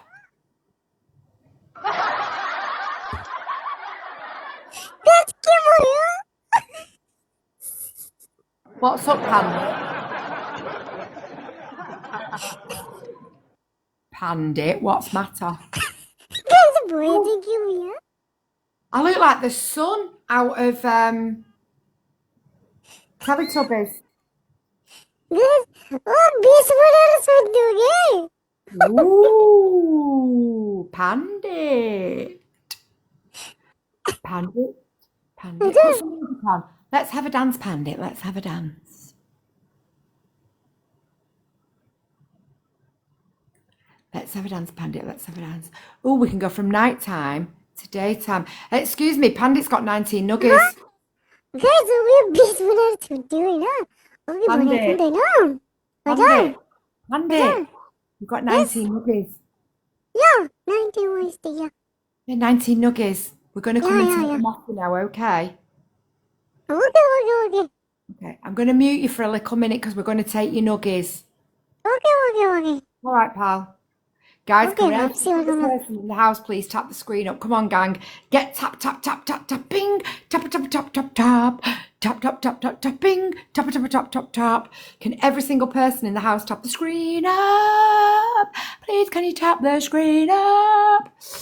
Right, I'll come back to normality now. Oh God, I can't even get off it. Right, we're back. Right, we need one more rose. These are red, violets are blue. My name is Vicky. What about you? Anybody got a glove for the ×3? Anybody got a glove for the ×3? Anybody got a glove? Anybody got a glove? Anybody got a glove? Oh, Teresa's here with a bloody stun hammer. Anybody got a glove? Anybody got a glove? Anybody got a glove? ×3. Go on, you beautiful people. Tap up that screen. Yes, please, Leah. TikTok Messenger, darling. Send it me over. Can every single person in the house tap the screen up? Can every single... Ooh, Jackie! Ooh, Jackie! Oh, Christine! Oh my God, there's a glove gone down. Ooh, there's a glove gone down. Anything through the glove, guys. Oh, Shane with the gift box. Shane with the balloons. Ooh, Shane with the balloons. Kate, you're amazing, girl. Jackie, Smiler. Thank you, Coco and Teresa. Thank you, you absolute legends. Jackie with the giraffe. Has anybody got a glove for the last 30 seconds, guys? Anybody got a glove for the last 30? Because Pandit's looking quite proud of himself over there. Anybody got a glove for the last 30 seconds? Thank God it's Friday! It doesn't feel like a Friday, does it, gang? It really doesn't feel like a Friday. It feels like a Tuesday or something, doesn't it? Definitely doesn't feel like a Friday. Right, guys, has anybody got a glove for the last Teresa! You absolute legends! You absolute legend of legendary legends. We need... Yes, my guys. Yes. Has anybody got a glove for the last 30? Took me ages to work out what day it is. I know it's mad, innit? No, it feels like a Wednesday. It definitely don't feel like a sort of Friday. I don't know what day it is. Days are in a pickle. I know it's mad, innit? Thanks, Teresa. Teresa, you've not got a glove, have you, in your backpack? Has anybody got a glove for the last 30? Because Pandit, I think, is going to come and smash us out the park. Teresa! Thank you, gang. Thanks, everybody. If you're not tapping, then you're bloody slacking. Can you get us up to 75k likes? Let's go. Tap. Can we all get tapping? Oh, a magic mist has gone down. Oh, has anybody got a glove? Has anybody got a glove? Amanda! Anybody got a glove? Where is it? I can see it on the screen, but it's not come out. Oh my God. You know he's going to snipe us right at the last second, don't you? Right on that last second. Oh, he's just put the extra 10 seconds up. The little bugger lugs. Oh my God.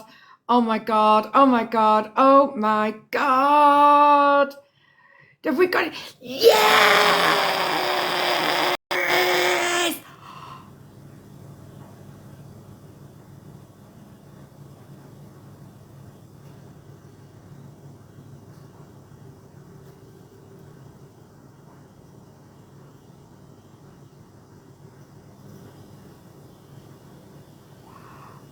Oh my God.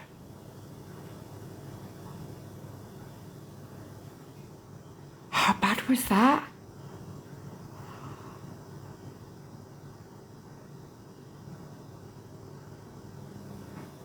Oh my God. I would never, ever, ever do that.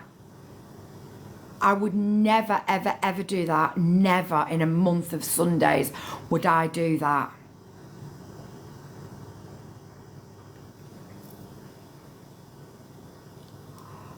Well, can I please just give a shout out to every single person that is in this chat right now?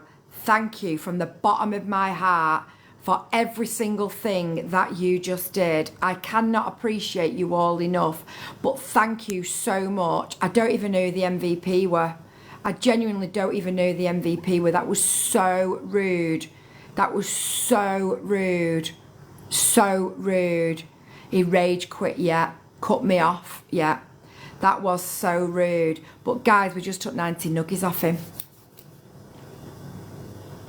Thank you, guys. You bloody little legends. That was really rude. That was really rude. Bad that, innit? Really bad that.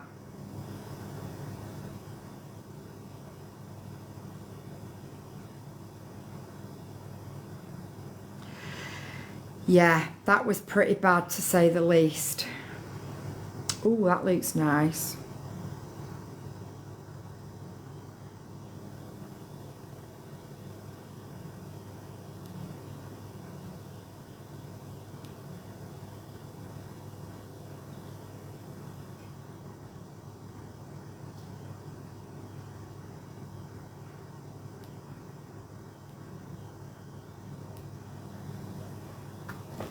Um, 19. Right, guys, in 5 minutes time, we are going to be doing Agony Auntie Vicky's hour-ish. If you have got a dilemma and you want some help and advice, please ping me over a DM. I will never disclose who you are.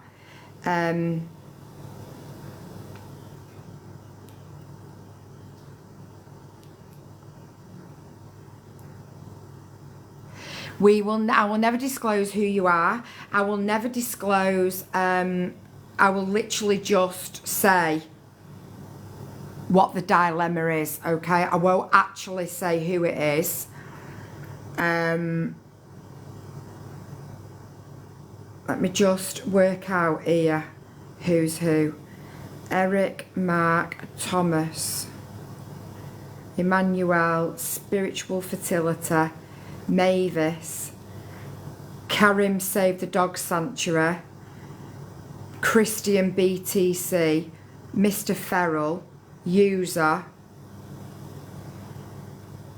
Are you always this beautiful? Yes, I am, Gilbert. Charlotte, I'm not sure what she's sending me. Sugar Daddy, he can go. Hello, dear. Hello, dear. How you doing? How you doing? Thanks a lot. I feel so... Don't have a clue. Hello, friend. Prince Martin. Hey, pretty. Hello. Oh, Michael's messaged me. Hello, pretty lady. Right, let's get rid of all them and let's see if we can get down to the nitty gritty now of the real people that are in here.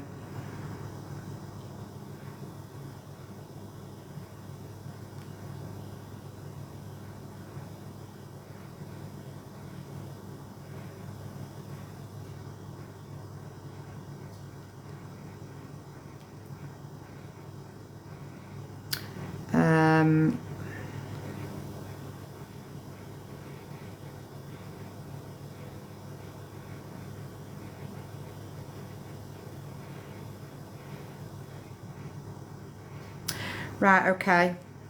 Shall I see if there's any more that I've missed? Address.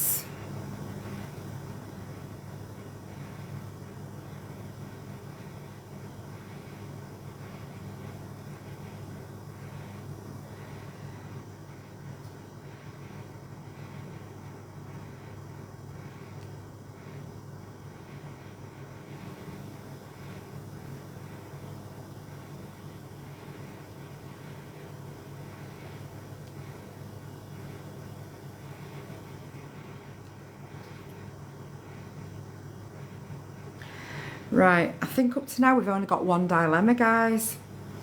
Let me just check if any have come over on.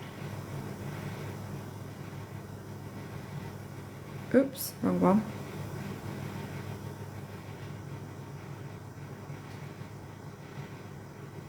I've only got one dilemma. Has anybody got a dilemma? Oh, hang on, there's 5 just come through. Hang on a minute. 5 messages, I mean.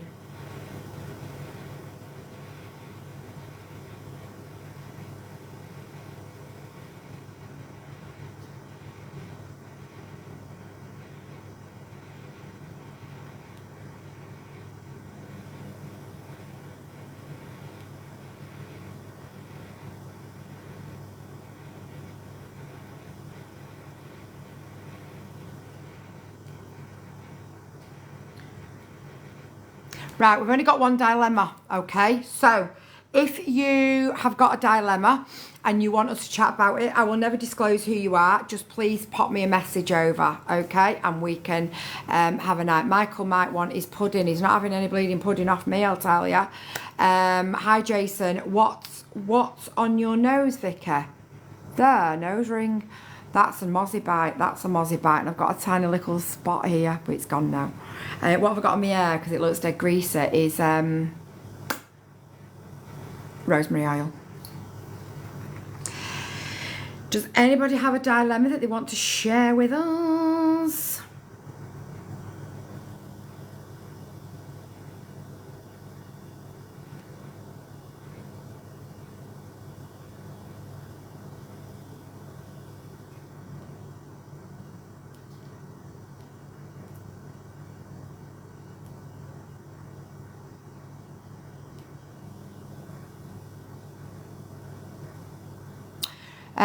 I had 50 friend requests from tarot readers and 50, honestly, they're unreal, aren't they?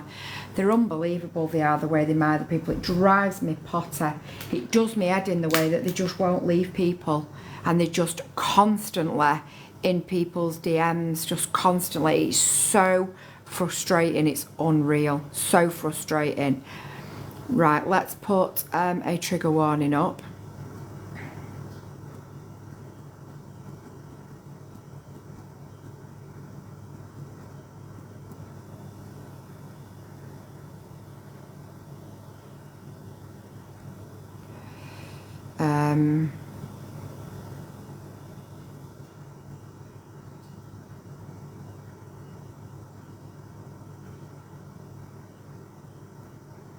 Okay, are we good?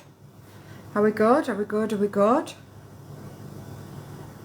Right, so I can't do anything about it. I'm really sorry, guys. My mods try the best to keep on top of the whole tarot situation. It is so frustrating. It's unreal. It's just, yeah, it's just horrendous. It really is horrendous. But my mods really do try to get on top of it. But unfortunately, sometimes it's just one after another after another. It becomes very, very, very, very draining. Right, so...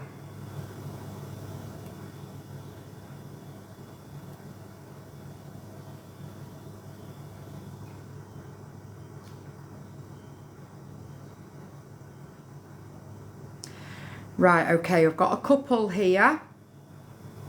Okay, so... Are we ready? Are we ready? If anybody... God almighty.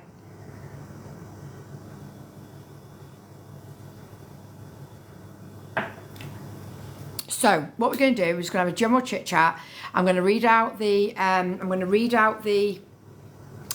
dilemmas, and then we can talk about it between us. And anybody who has given me a dilemma will be more than happy to help. Oh, I've just knocked that off. Anybody with a dilemma, if you've got want to send it me over, you can do. If you are somebody who's got experience in this field, or you can give advice in it, then brilliant. We are not experts by any stretch of the imagination, but between us we do have quite a lot of we do have quite a lot of experience between us all, you know. So are we ready? Are we ready? Are we ready? Are we ready? Right. So the first one is, let me find my screenshots.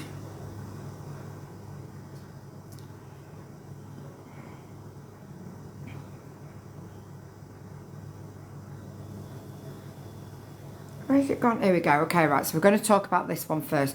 I've got quite a lot of experience in this field. This person, if you are in the room, if you are in with us right now, and I have any questions, I will send you the question in your DMs, okay? So, let me just find you. Where the bloody hell have you gone?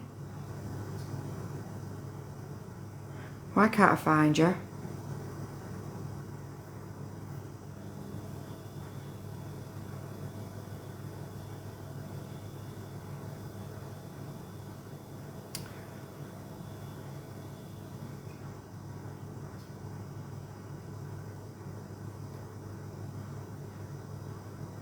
Right, if I start talking about it and you're in here, will you send me a message? Because I don't know what I've done with your message. I don't know what I've done with you. I've read your message and I've screenshot it, and then I don't know what I've done with you after that. Anyway, I'm going to make a start, and I'm sure you'll know exactly who you are. Hi Vicky, got a dilemma. It is a bit stupid, probably, but how do you stop drinking? Because I'm an alcoholic and I've watched you for ages now and would love some advice. So if that is you, can you just send me a message over on TikTok, and then if we've got any questions that need answering, I can ask you them. Are you with me? So that is somebody who's got a dilemma on drinking. Now, obviously I have quite a lot of experience in this routine. D-Mac has just actually put exactly there. It's changing the habit. It is changing the habit, breaking the routine, changing the habit. That is absolutely a massive, massive, massive way of, I'd love one please, massive, massive way. It's breaking your routine. So when I gave up alcohol, I only gave it up because I broke my habit. When you are going out and you are going to work or going out for the day or doing whatever you're doing, and you are then getting your, oh, hang on a minute, getting your, like mine used to be, I'd be on my way home from work, so I'd go and get my wine, then I'd go home, then I'd walk in, kick my shoes off, open a bottle and start drinking.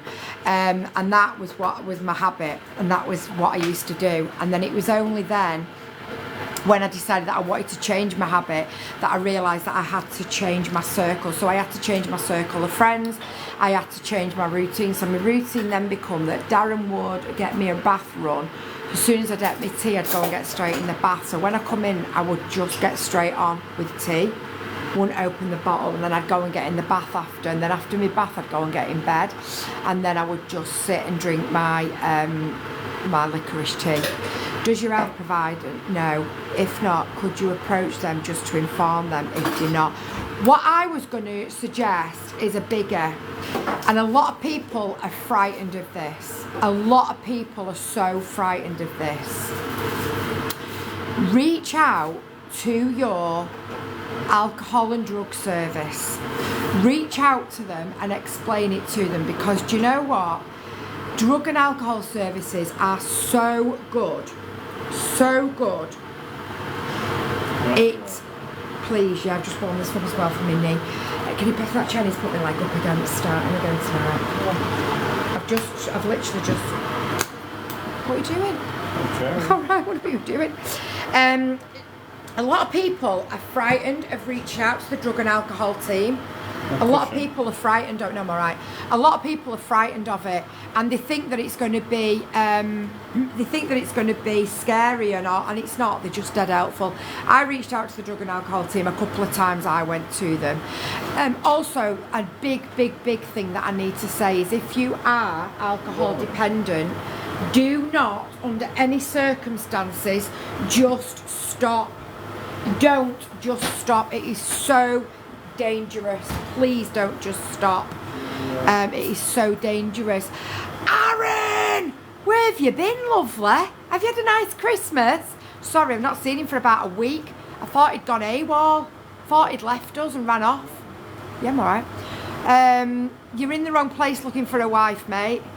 A lot of people who work in those services have had lived experiences with it and don't judge anything. You're absolutely right there, Kai. My support worker that I had when I was starting my my journey, he'd been sober for like 30 years or something like that. It was a good Christmas. I've been working a lot. Has the weather been that bad that you're working? Are you all right there? Have you had a nice Christmas? So yeah, reach out to your drug and alcohol team. Do not just stop. Do not just stop. It's the worst thing you can do is just stopping. You have got to be in a controlled environment, or else you can make yourself very, very, very, very poorly. Okay, very, very poorly. People can die from just quitting alcohol. It's got to be controlled. Now, I was very fortunate that my husband detoxed me each time. It snowed a lot, sitting in the ice fog. Now can't see for 50. No way! Oh my God, that's mad. That's mad. Yeah, you can have seizures, you can have fits, you can die. You can basically just die. You can have a fit and just die from alcohol withdrawals. People don't realise. If you are somebody who's drinking every day, then you need to have it, you need to be medically detoxed and under the advice of a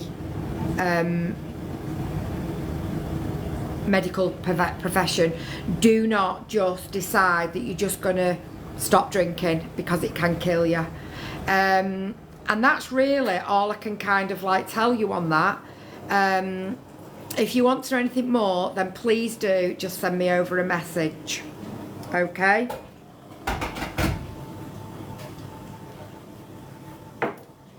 No. Okay?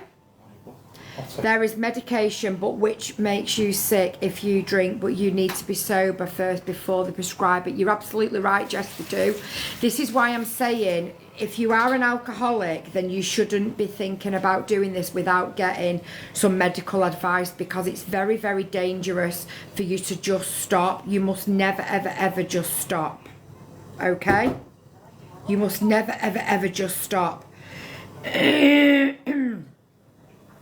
I'm just asking if they've got any questions on what we've just talked about. Okay. Same with drugs, hun. If you're taking them for a while, your body won't be used to it. Yep, you're absolutely right. Yep, that's right. Withdrawals are hell for anything, even tobacco. It's true that, Aaron. It's very true. I mean, Darren detoxed me, so I was detoxed off it. And I think for me, when I wanted to give it up and I'd had enough and I was just done with alcohol, I just wanted off it there and then, and you can't do. It's hard, it is hard, but you need to be medically detox. You must never ever try and do it by yourself. From a mental health perspective, think about these small steps, reducing, overstopping each small step. I know, like, when I decided that enough was enough and I didn't want anything else, I was done. It was then more, I just wanted to stop. And Darren was like, you can't, you've got to be. So I just went off like the hard stuff and onto the not so hard stuff. And I know a lot of people who I've spoke to who are now in recovery, they too do it the same. But there's a lot of help and support out there. Don't struggle on your own. There's a lot of help and support out there, okay? A lot of help and support out there. Just don't struggle on your own and feel that there's nobody out there to help you, because there absolutely is. The 100%. And do you know something else as well? You'll be shocked at how many people. I used to go up to the drug and alcohol place that was just at the top of our street, and I'd go in and think, fucking hell, what are they doing there? God, what are they doing there? You don't realise. You do not realise a lot of drinking happens because people it becomes such a habit that people they use it as an everyday thing. It's so easy to get. And a lot of people don't always realise that it's become a problem until they try to stop. So try cutting it down over a time and just see how you get on. Because that's what they'll ask you to do when you go through a detox. They ask you to start. Don't be frightened of asking for help, okay? That's a big one. Do not be frightened of asking for help. There's so much out there and they don't judge at all, not in the slightest, no. If you struggle to verbalise or phone someone, most services will also have email referrals. Yep, that's a good one, Kai, thank you, I didn't know that. And because alcohol is so cheap to buy too, it really is, it's hard, it's very, very difficult. I've asked them if they've got any more questions and I'm just waiting to see if I get a reply. So we're going to move on to the next one, okay? So, I have a dilemma. 4 years out of a DV relationship. I don't go out anywhere. I don't go on dating apps. No, don't lick me, dog. I hate it when you do that, Casper. I don't go, start again. I have a dilemma, 4 years out of a DV relationship. I don't go out anywhere. I don't go on dating apps. I have no sex drive. How am I meant to meet a partner?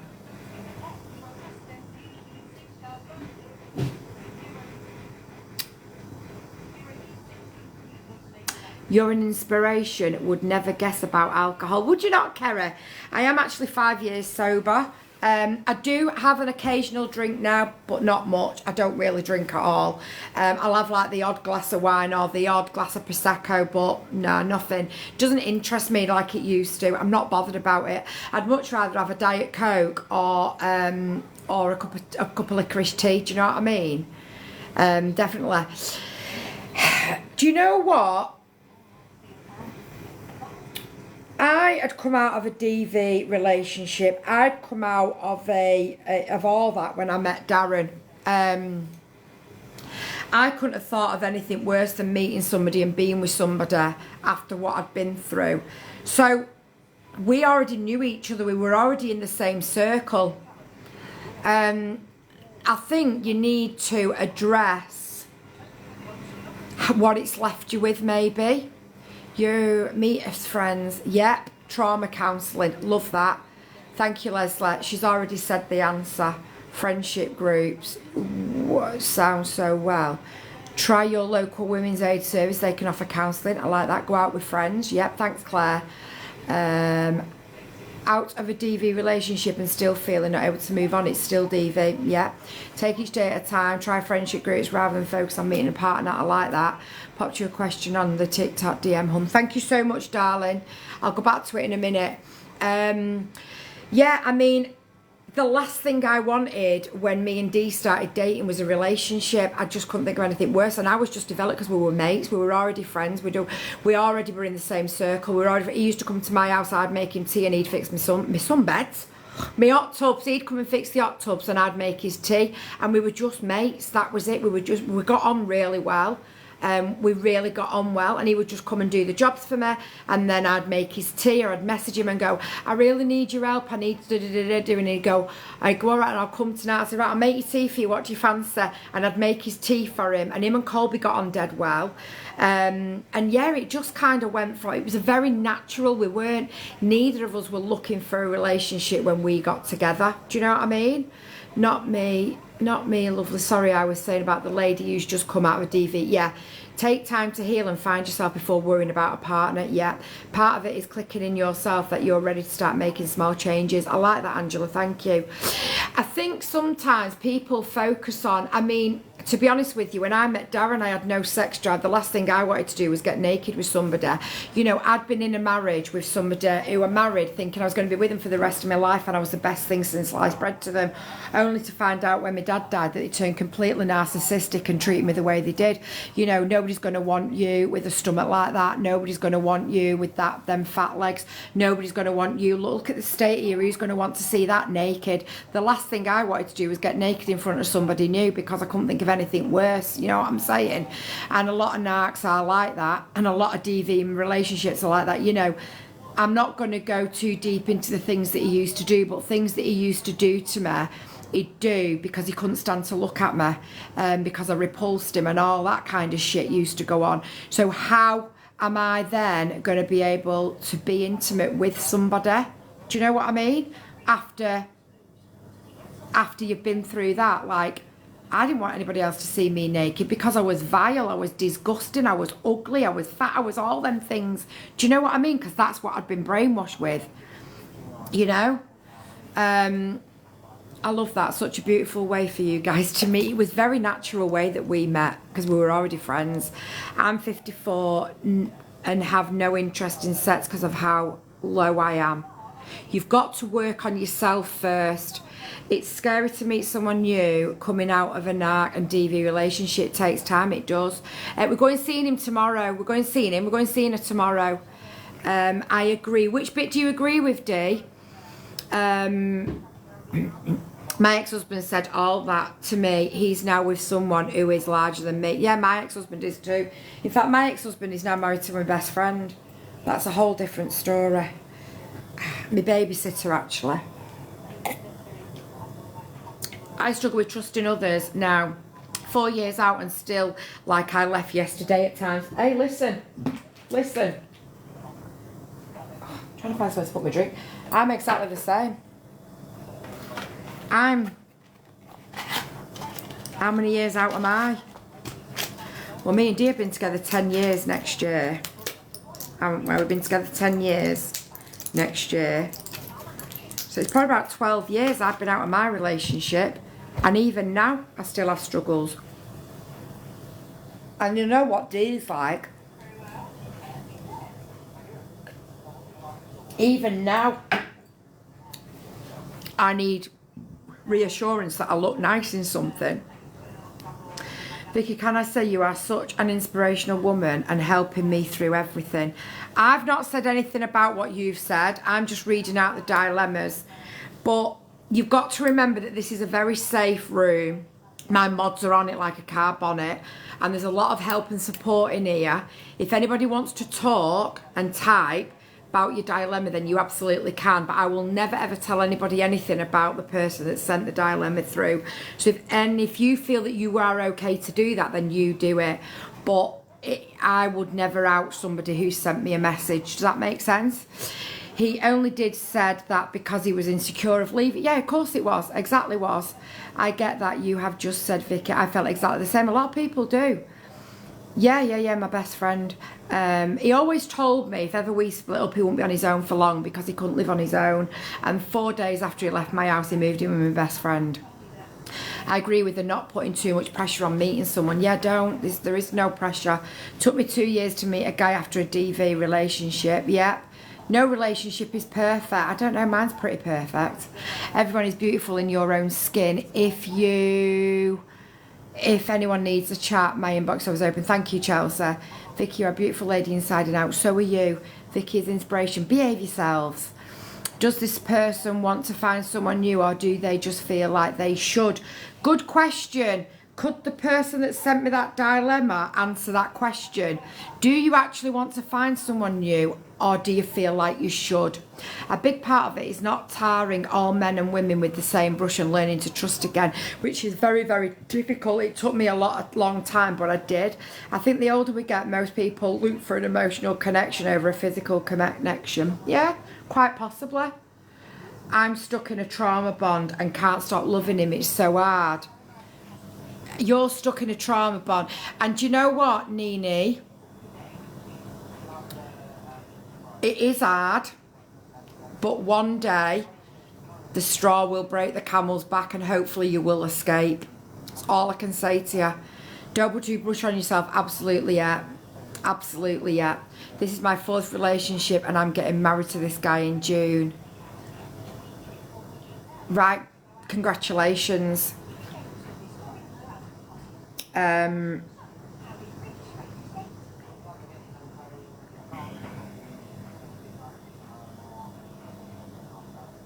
He was narcissistic and made me feel like SHIT.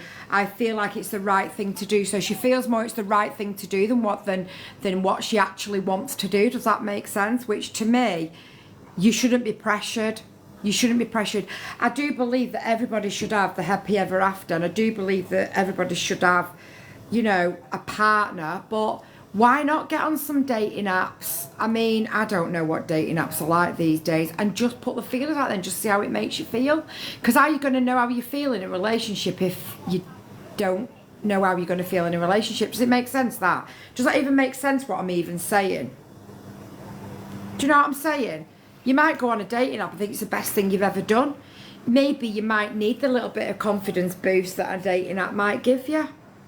I don't know, because I was never in that situation, you know. It's very hard. I'm the same right now. After 9 years, I still love her.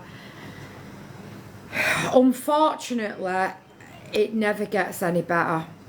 I don't know anybody who ever gets better from being in one of them relationships, because I think there's always a line that's crossed. This is just me thinking out loud now. I think there's a line that's crossed. So I think once you have got to the point, I'll come back to it in a second, darling.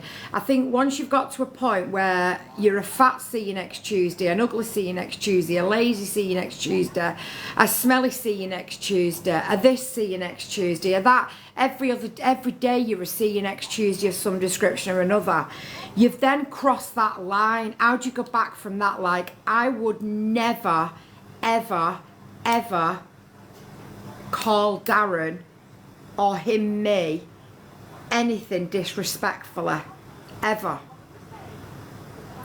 So I think once you've crossed that line and that person is, how do you ever go back to that? You can't. There is no going back from that. It's just a downward spiral. So why are you staying there? Because you're never going to get it back, because the respect has gone. That respect that you once had for each other is gone, because once you've started going down that road, your relationship's over and it's never going to get any better. I'm actually just going to go on dating apps to meet someone new who loves me the way my ex did. Yeah, but she obviously didn't love you that way, because you wouldn't have been in that kind of relationship if she loved you. You do have to love yourself first, 100%. I lost my partner 31 years, 7 years ago, and I feel past it now. Yeah, you went past it, Sandra, at 56. You've got a whole lot of life ahead of you. My ex's new partner and daughter have put me on one, and I can't get off it. I don't know what you mean, Judith.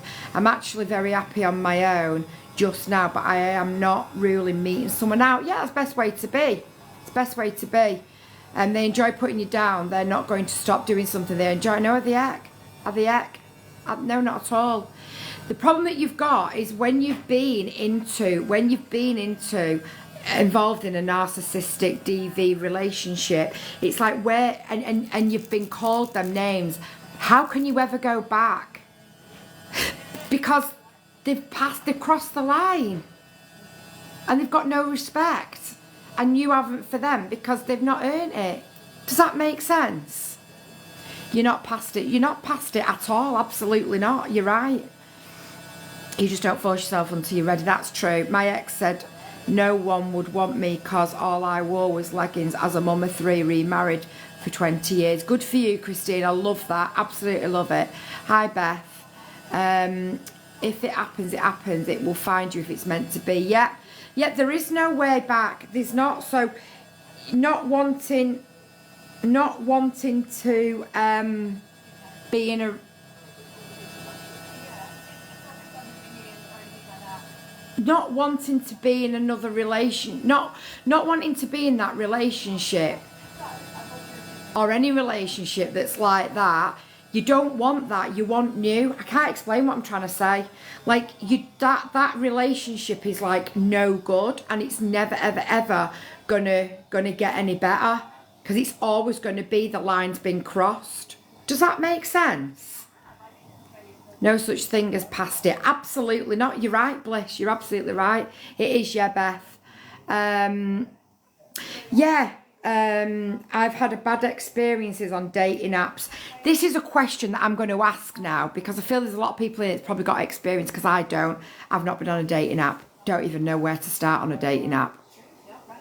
So the question that I'm going to ask you, and I need people to answer it because I don't know the answer to it, if you are on dating apps, is the different kinds of dating apps. Is the free dating apps that just want a bit of fun and that's it kind of dating apps? Or is the dating apps that if you pay for them, they tend to be a little bit more classy, and they're not the kind of apps that are just men wanting to send you dick pics? Do you get what I mean? Is there like different kind of apps, or is it just they're all the same? Do you get what I'm asking you? When you've been hurt, tend to put barriers up. You do, you're right. There's different apps, right? Tinder just for hookups, more of a relationship thing. They are different. Right, okay, I found my soulmate on 8 years now. I love that, Anna. All are they same, I would say. It's more finding someone with the same values as you. Yep. No, there's different apps for all kinds. Right, okay. So maybe the bad experience that you had, maybe was because of the kind of app that you were on. I don't know. There's professional dating apps, casual, serious dating fraud. But see, there you go. So there is apps for all different kinds of people. I've been on and off them for over 15 years. Have you really? How did you and Darren? We were already friends. I think if you've had a bad experience on a dating app, I think it's just a matter of getting back on the arse and going again, because we've all had bad experiences on all different things. Do you know what I mean?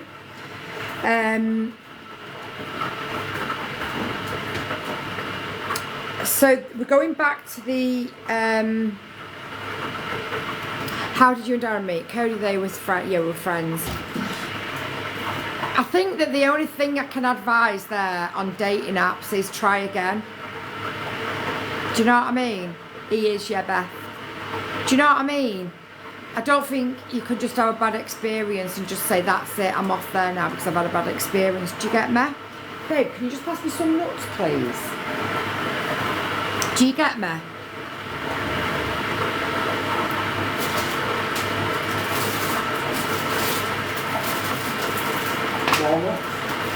Oh no, I don't like them. Right. So, I'm just going to go back to the first one. Is it okay to have a drink after being sober for ages at like special occasions or events?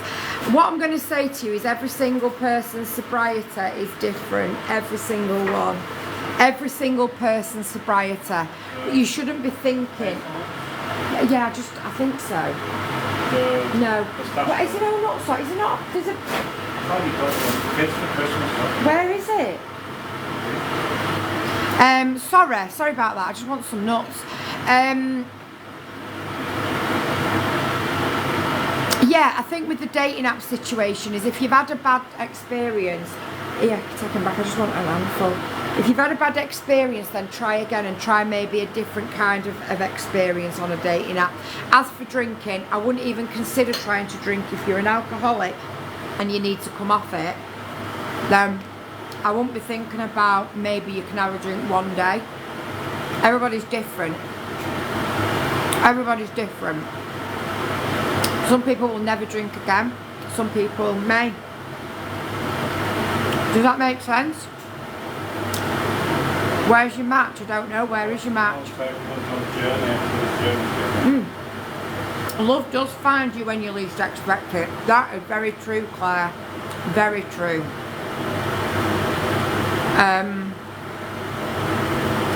Oh yeah. Dating apps are dangerous in my opinion. You could be meeting with anyone. How else do you meet anybody then, Sandra? Singles night at Asda. Singles night at Asda. How did you get on at singles night in Asda? Did you never go? Darren never went. Oh, yeah.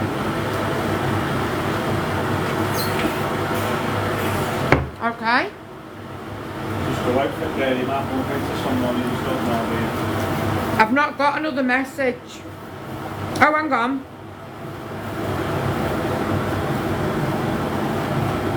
You can give me that slipper all you want. You've had your lucky man, you've had your treatment back before, and you've had Right. a. How do you stop it all from crashing? Because for as long as I can remember, I have drank and drank. But I am fighting to get myself better and regain custody of my 2 kids.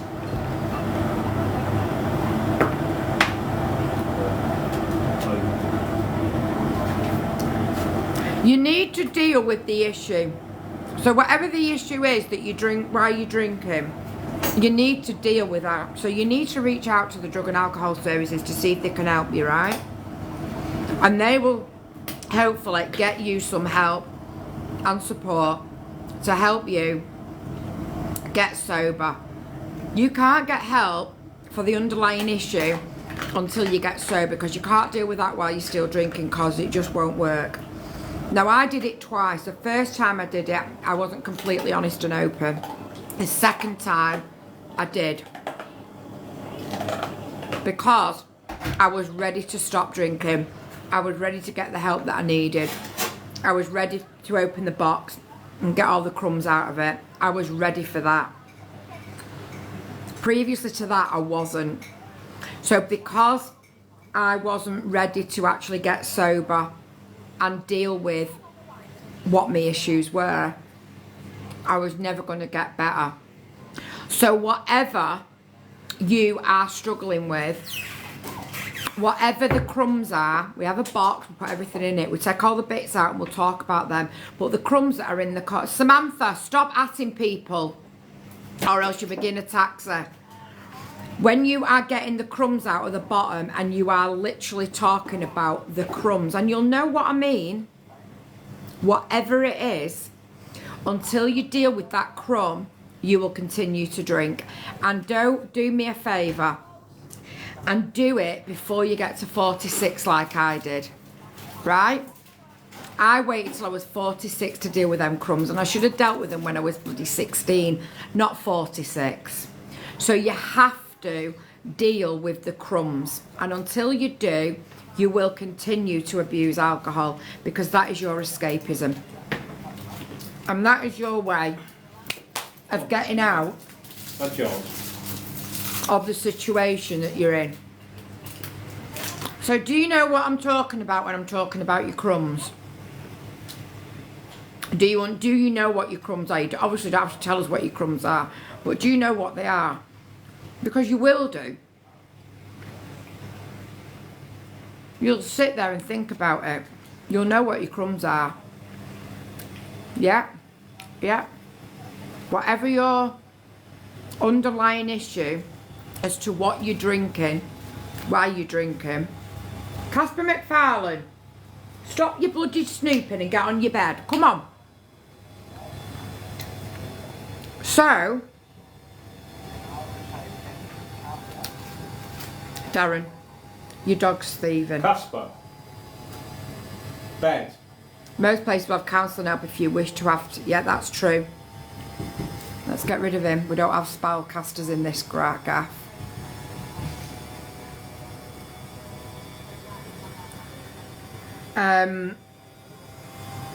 My crumbs are laced with numbing powder.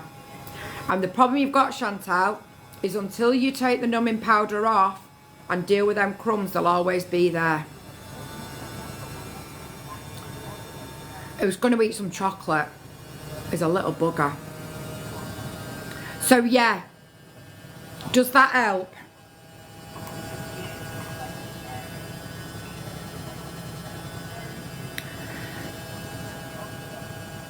Okay. Also, recovery isn't a line and there is many ups and... Oh, God, absolutely. I've still gone and grabbed a bottle of wine and necked it in one go since I've been sober, because somebody's triggered me to fuck, usually his mother.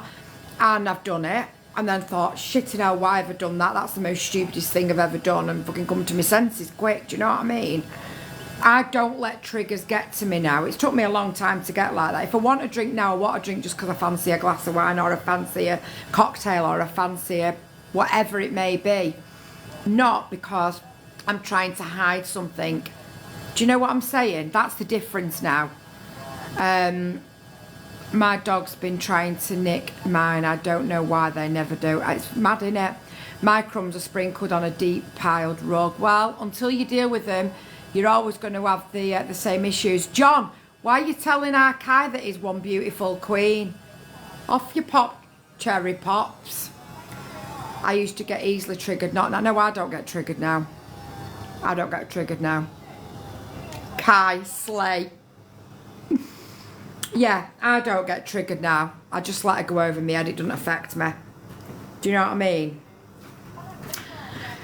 So, there are two of the dilemmas from tonight. We've got a third one. Crying beautiful queen, Kai. I know, Kai, you bloody queen, you bloody queen. Right, are we ready? Hi Vicky, I have a dilemma. I lost my mum on Valentine's Day in 2017. I have 4 sisters, 1 brother. We all knew my mum's last wish she wanted was to be cremated and her ashes buried with a dog. Now, because my 2 younger sisters and older brother sorted stuff after my mum's funeral 8 years later, my mum, my stepdad and Jack, my mum's dog, all their ashes is still sat in my sister's house. I've not spoken to them for about 7 years as I feel they have took my mum's last wishes away from. I'm so lost as I feel my mum is not resting. Don't know what I can do. I'm so broken, but always put a brave face on. Sorry for the long message. That isn't a long message. It's bloody perfect. Believe it or not, I've actually got a little bit of experience in this. So, my dad, a couple of weeks before he died, took me and the worm upstairs into his bedroom, handed us some money each, and said to me, when I go, there's nobody not allowed at my funeral. Anybody can come who wants to come. And as it goes for the house, I want you to walk in the room, flick a coin, and whoever gets the coin decides what they want. And I want to be buried, I want to be cremated, obviously, and put with your mum. And I knew his songs and we knew everything, okay? My dad died on the 20th of December. On Christmas Day, I still went and did a Christmas dinner at my dad's because we'd got all the shopping in. So I did a Christmas dinner for me, my then husband and children. There was 3 of us, there was 5 of us. The worm and his children and other people came as well that were really close friends of my dad's. My dad's house was like an open house. People come in and have a drink and, you know, that'd be it. So Christmas Day, we cleared everything up and that was it. Between Christmas and New Year, me and my then husband had to drive over to the church. It was about 40 minutes away my dad lived to where I lived. Now, bearing in mind, my dad died at my house. My dad had come to my house. My dad came to live his last 5 days at my house. My mum's wish was that I got all my mum's jewellery, the worm got his wedding ring. He got all my dad's jewellery, I got my dad's wedding ring. My dad had just died and was lay cold in the bed in my living room. The worm was handing his jewellery out to his sons.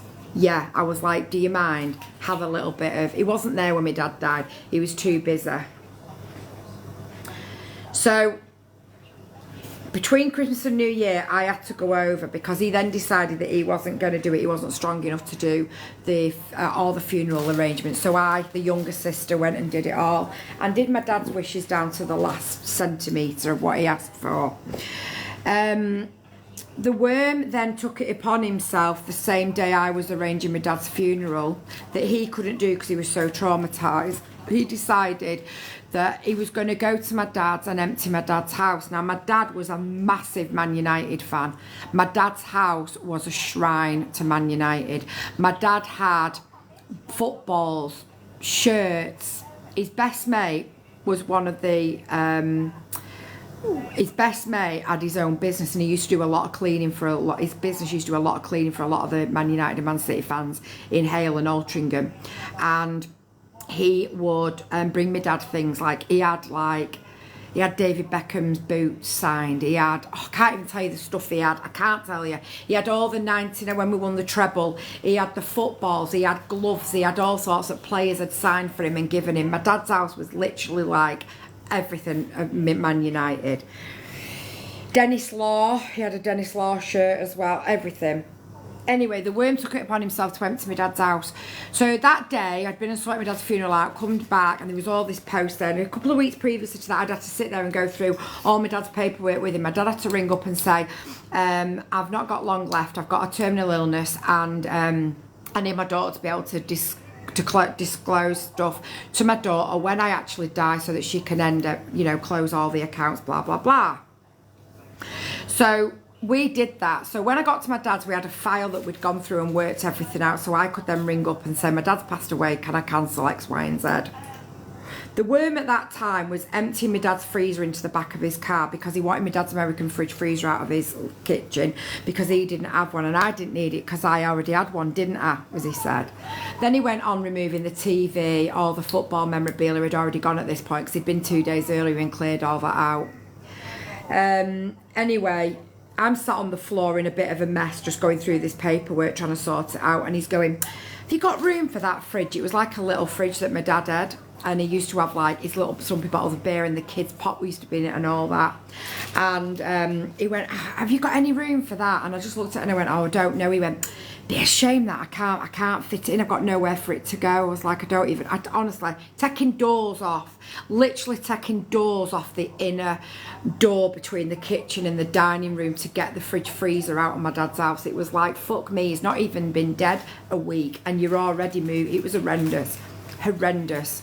So my dad's dying wishes with what I said initially, and obviously that never happened because the worm took it upon himself to just take what the hell he wanted. So not long after that, he was a bully. He is a bully. Always has been, always will be. And he bullied me all my life. And at that point, I'd literally like got to the point where I couldn't do anything. I didn't want to go to my dad. I was frightened of him. I didn't want to go. On the 14th of February, which was Valentine's Day, I met him up Lee to give him a cheque from my dad's insurance policy. We'd buried my dad. No, we hadn't. We'd got my dad cremated. I'd been and collected his ashes. His ashes were sat in my kitchen.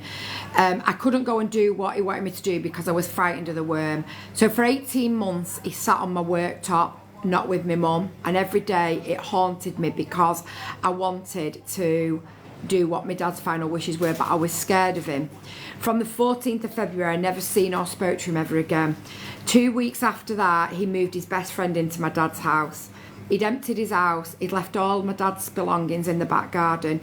He'd asked his mate Phil to get rid of it all, which he didn't do.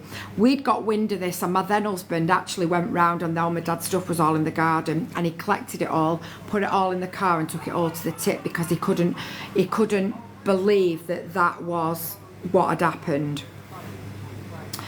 So when you talk about families and what families put you through when people die, trust me, I know. He then had somebody live in my dad's house for 2 years and I was terrified of doing anything about it, even though I was the executor of the will, because the worm was too traumatised to do that. So he handed that over to me, the younger sister, that had nursed my mum and my dad all the way through their illnesses, was with them both when they died. And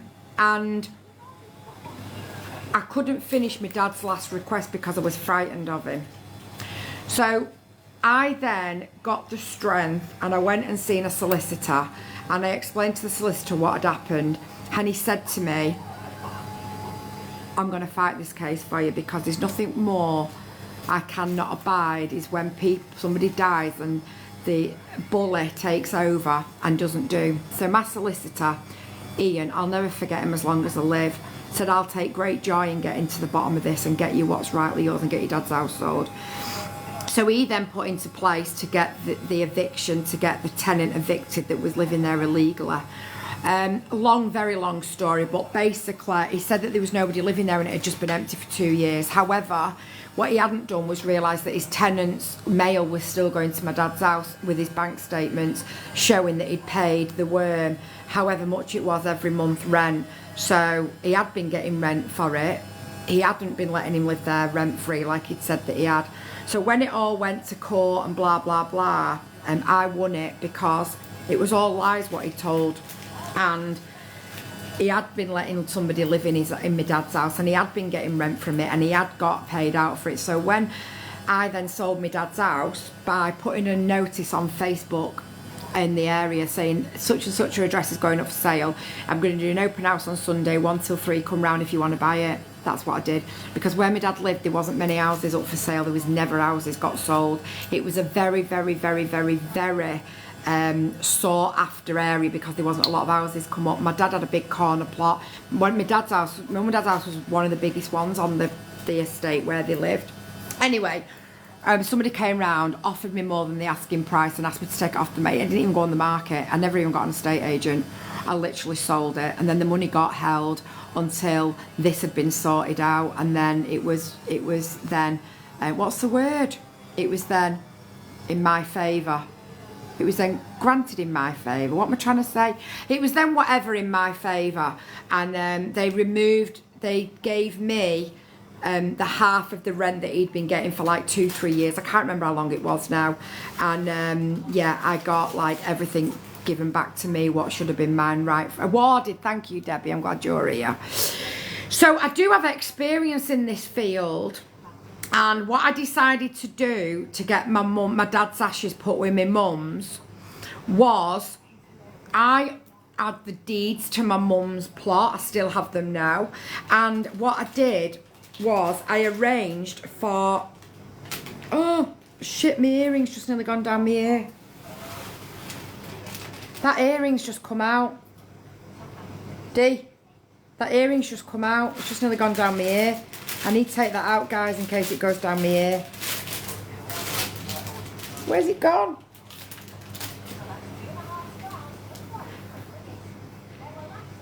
There's the front of it, but I don't know where the back of it's gone.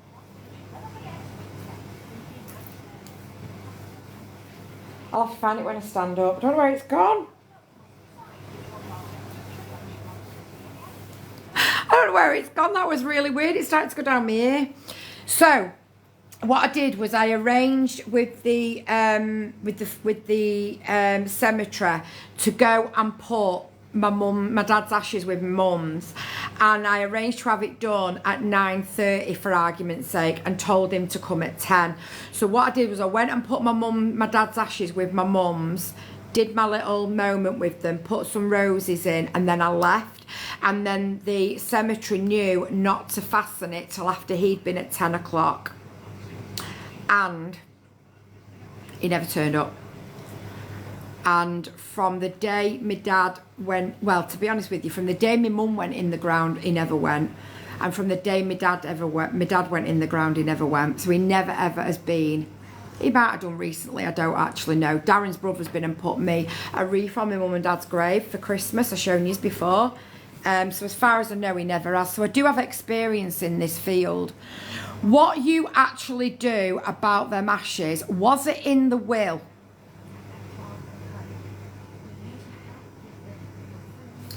I know, David, he's ace.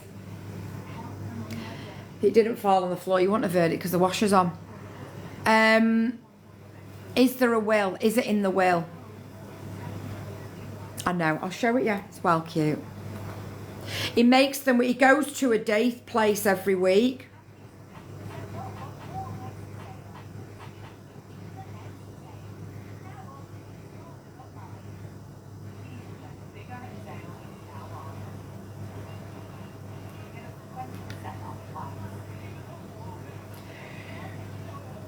Where's our David?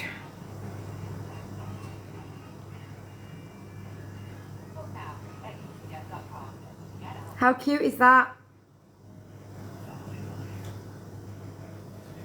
So yeah, he went and did it for me on Christmas Day. He took it. I don't know where it's gone, guys. Honestly, don't know where it's gone. I'm nowhere near a floor that it could have made a noise on. It couldn't have gone on the floor.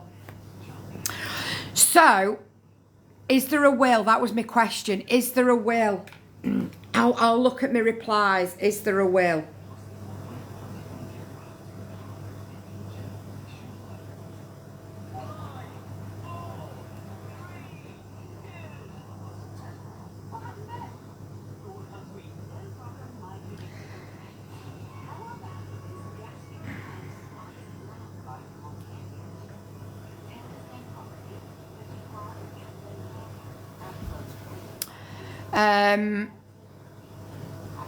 So basically, yeah, that's what happened to me, and that's what I did about it.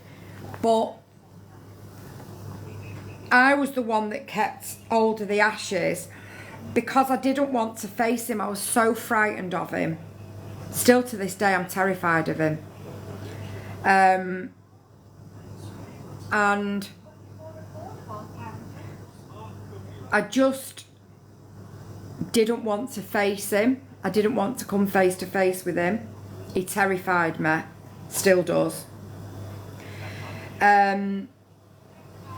So I kept hold of the ashes for a very long, yeah, definitely control. Bully, narc, bully. Yeah.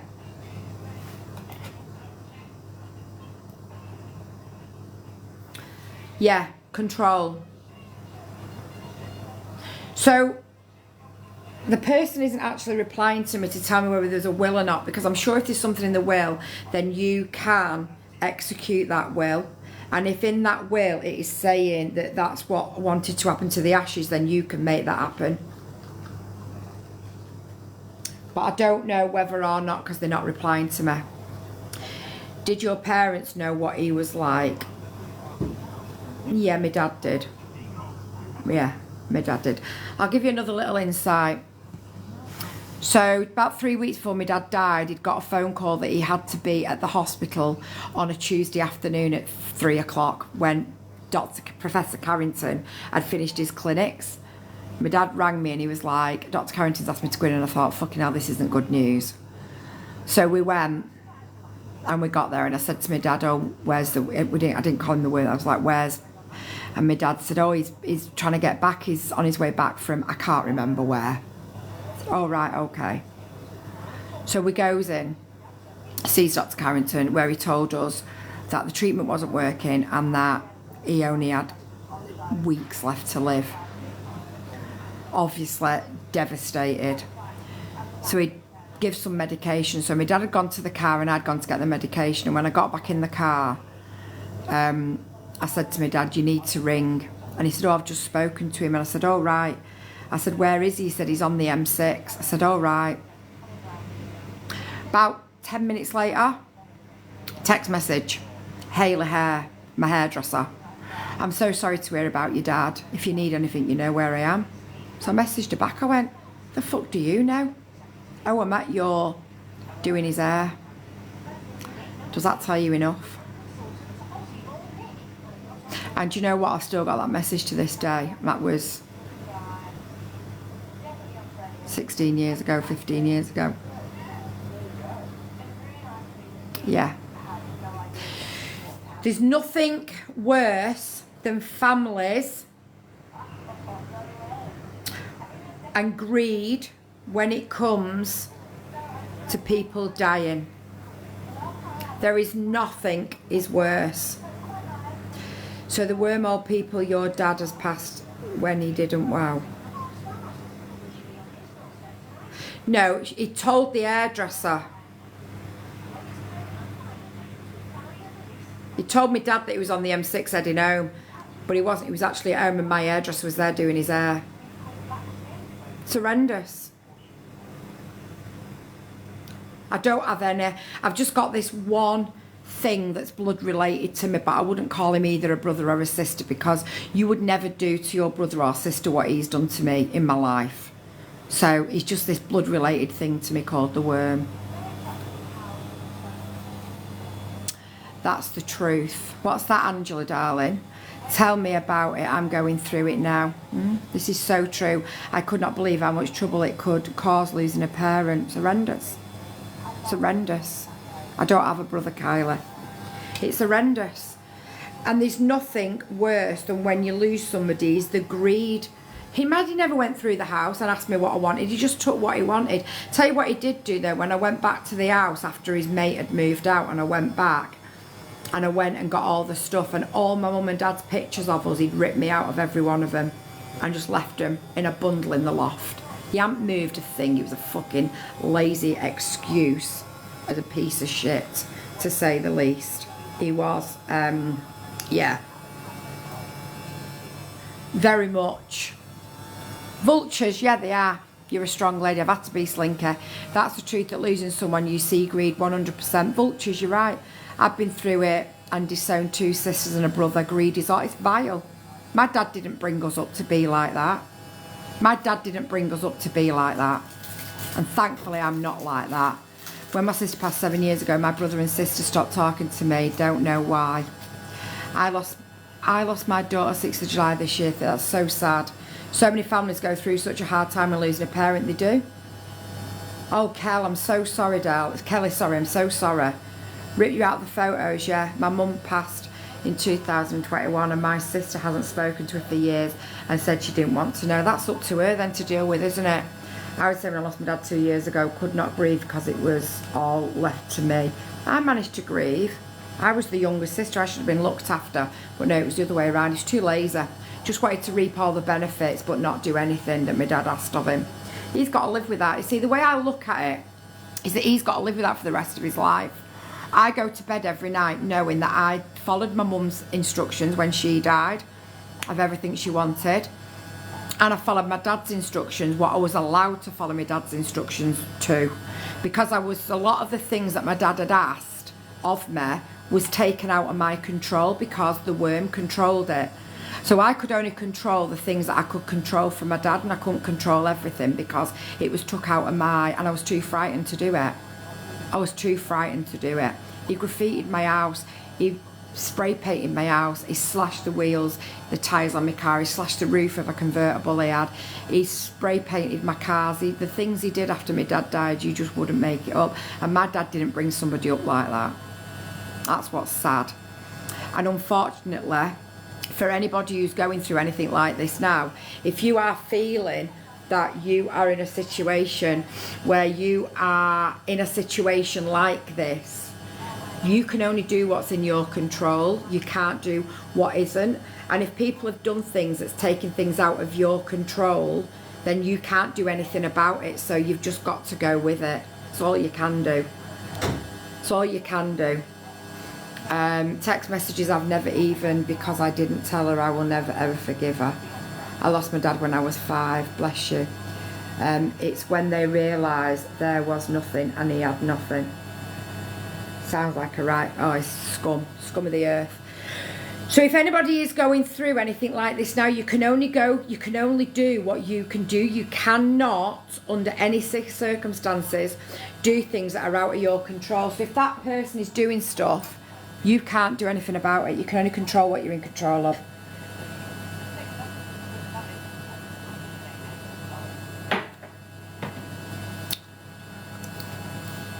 So, the person who's actually sent me that dilemma is not replying to me, so I can't ask the question of there was a will, because I don't actually know whether there was or there wasn't. So I can't actually get that answered because I don't actually know. I do enjoy doing these dilemmas, guys. I really do enjoy doing them, and I know that it helps a lot of people in here, and I know it gets a lot of people talking as well.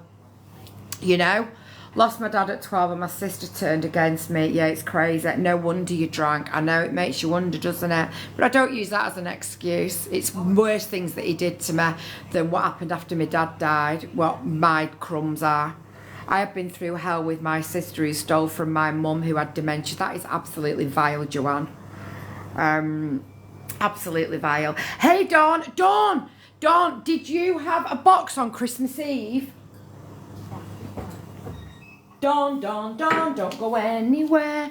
Don't go anywhere. I'm going to give you a shout out. Are any of these people in? Bianca, Ivy, Faith, Linda Oliver, Dawn, Sarah Jane and Kieran. Have I just shouted any of your names out there? Thank you, Vicky. I feel so much better listening to your wise words. I've been going through this. Really, Joanne, I do hope that that's helped you. Everyone shows who they really are when a parent passes. Oh, thank you for the happy Friday. Happy Friday. Happy Friday. Ooh, ooh, ooh, ooh, ooh. Happy Friday. Linda Oliver, is that you, my darling girl? Can you please, mini reading. Linda, can you send me a message, please, and make contact with me so that I can sort out your mini reading from your box on Christmas Eve? Thank you very much. Hi, Samantha. Bless you. Sarah Jane's in the house. Sarah Jane's in the house. Ooh, chocolate pie. Sarah Jane's in the house. Can you send me your address, please, Sarah Jane, so that I can get your gift sent out to you, please? Thank you for your support. Always, Sarah. Absolutely always. I've not been about for a while, but love your lives. Well, hi, how are you? It's very nice that you've popped in, and I do hope that you are okay. And if you're live, pop by and say hi. I look really well, thanks, Samantha. Thank you, Linda. Hi, Yorkshire Mama. Is the message to... Yes, please, Jenna. Faith. Faith is here. Faith is here. Faith, can you please send me your address so I can get yours sent out to you, darling? Hiya, did you get my text on air, love? What was it about, Alicia, darling? What was it about?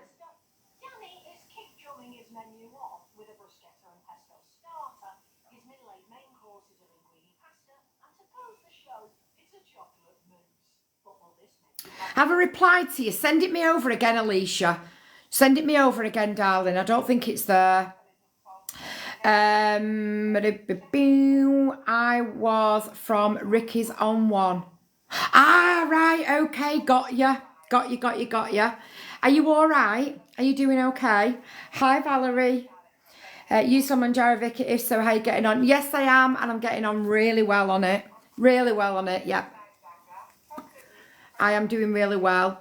Yeah, I'm doing really well. I'm enjoying it.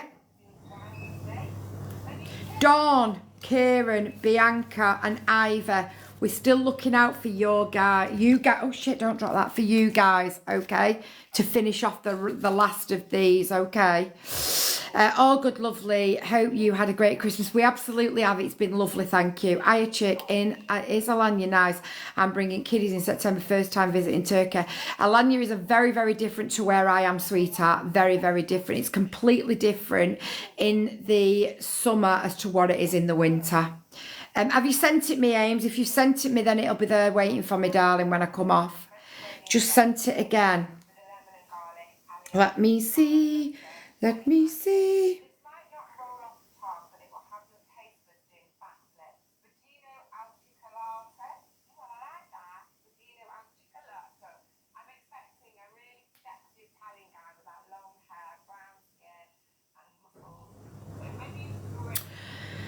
Right, I've just got another dilemma come through, another alcohol dilemma come through.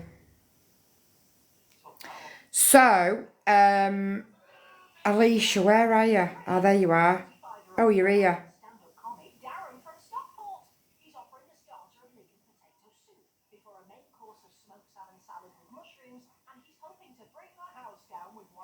Right, I've just got it then, Alicia. It's just come through then. How weird is that? Right, the one I need to address first of all. The one I need... Oh, my God, Jace, thank you so much, you little legend. Thank you so much. So somebody has just messaged me about, it's about drinking again. Drinking is a huge one, you know, for an awful lot of people. It's massive. Okay, so this person's asking... I'm unsure if I'm an alcoholic. I drink 4 to 5 times a week and I'm moody on the days I don't. I say I will stop, but come day 3, I'm like, no, I fancy one. And I drink 1 to 2 bottles of wine when I drink. What do you think?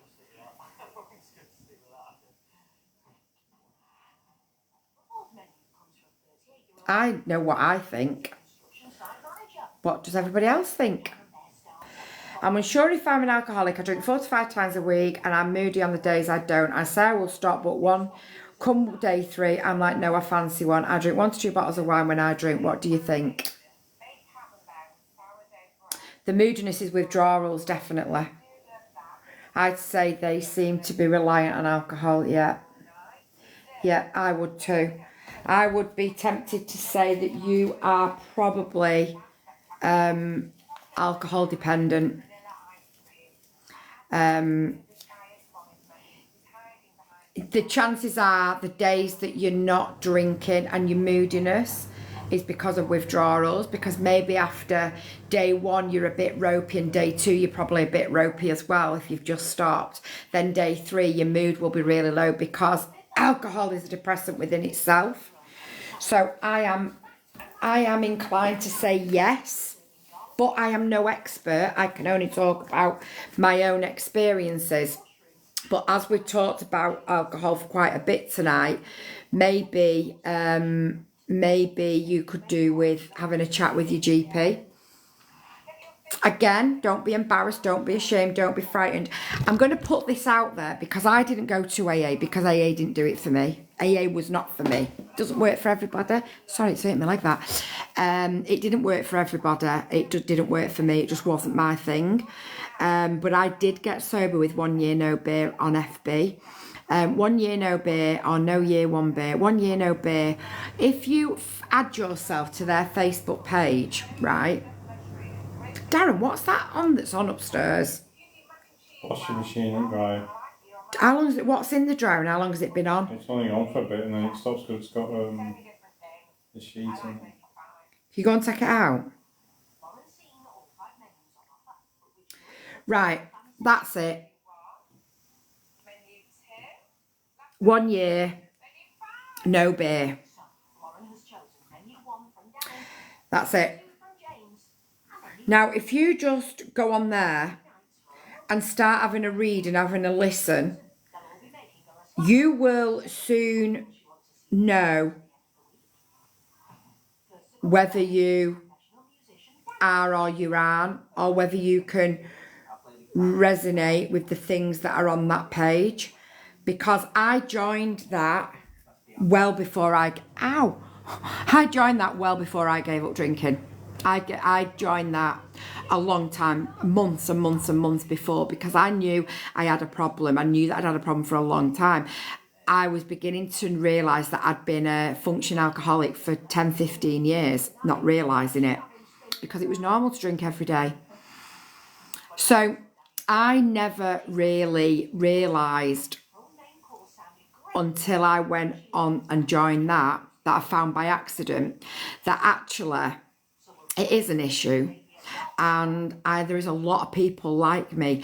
I'm not going to sit here and say that anybody who's got an issue with alcohol, I'd say there's more people in the world that's got issues with alcohol than hasn't. And I know that's a big ass statement because I know the conversations that I have and the DMs that I get.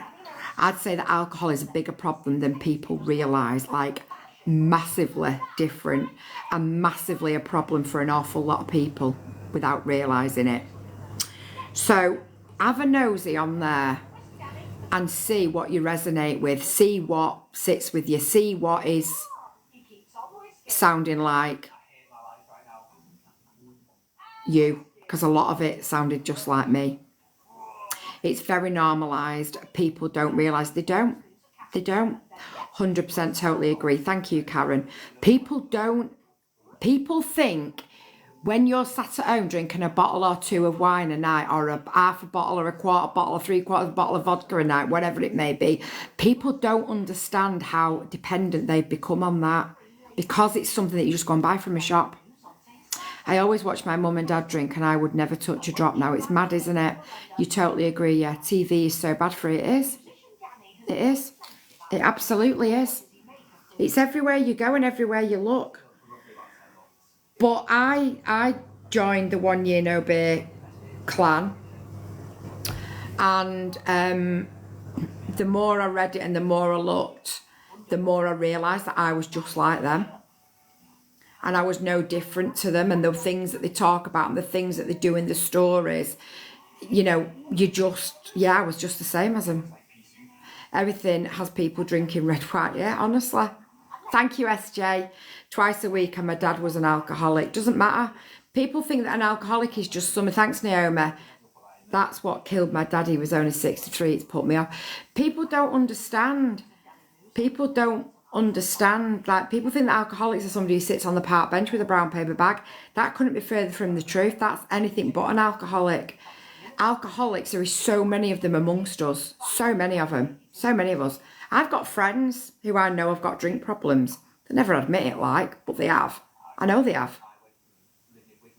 My mum drank every weekend at pub. Yeah. Vicky, why aren't you replying to me? I love watching your lives as a silent watcher. Jordan, that's the first message I've seen, darling. It's the first thing I've seen. I totally agree with that. It's true. I've got so many friends who are alcohol reliant. It's crazy. But because it's the norm, because you can just go to a shop and buy it, it makes it all alright. There isn't a comment there. Sorry, I've commented a lot and sent messages. Not seeing anything, Jordan. I totally agree with that. My dad's an alcoholic. He's 80 and been in hospital 19 weeks now. Oh, God bless him. Thanks, Teresa, for being a silent watcher, and thank you very much for saying hi. Definitely true. Sorry, I've just commented a lot and sent a message. Oh, got it, Jordan. Oh, here.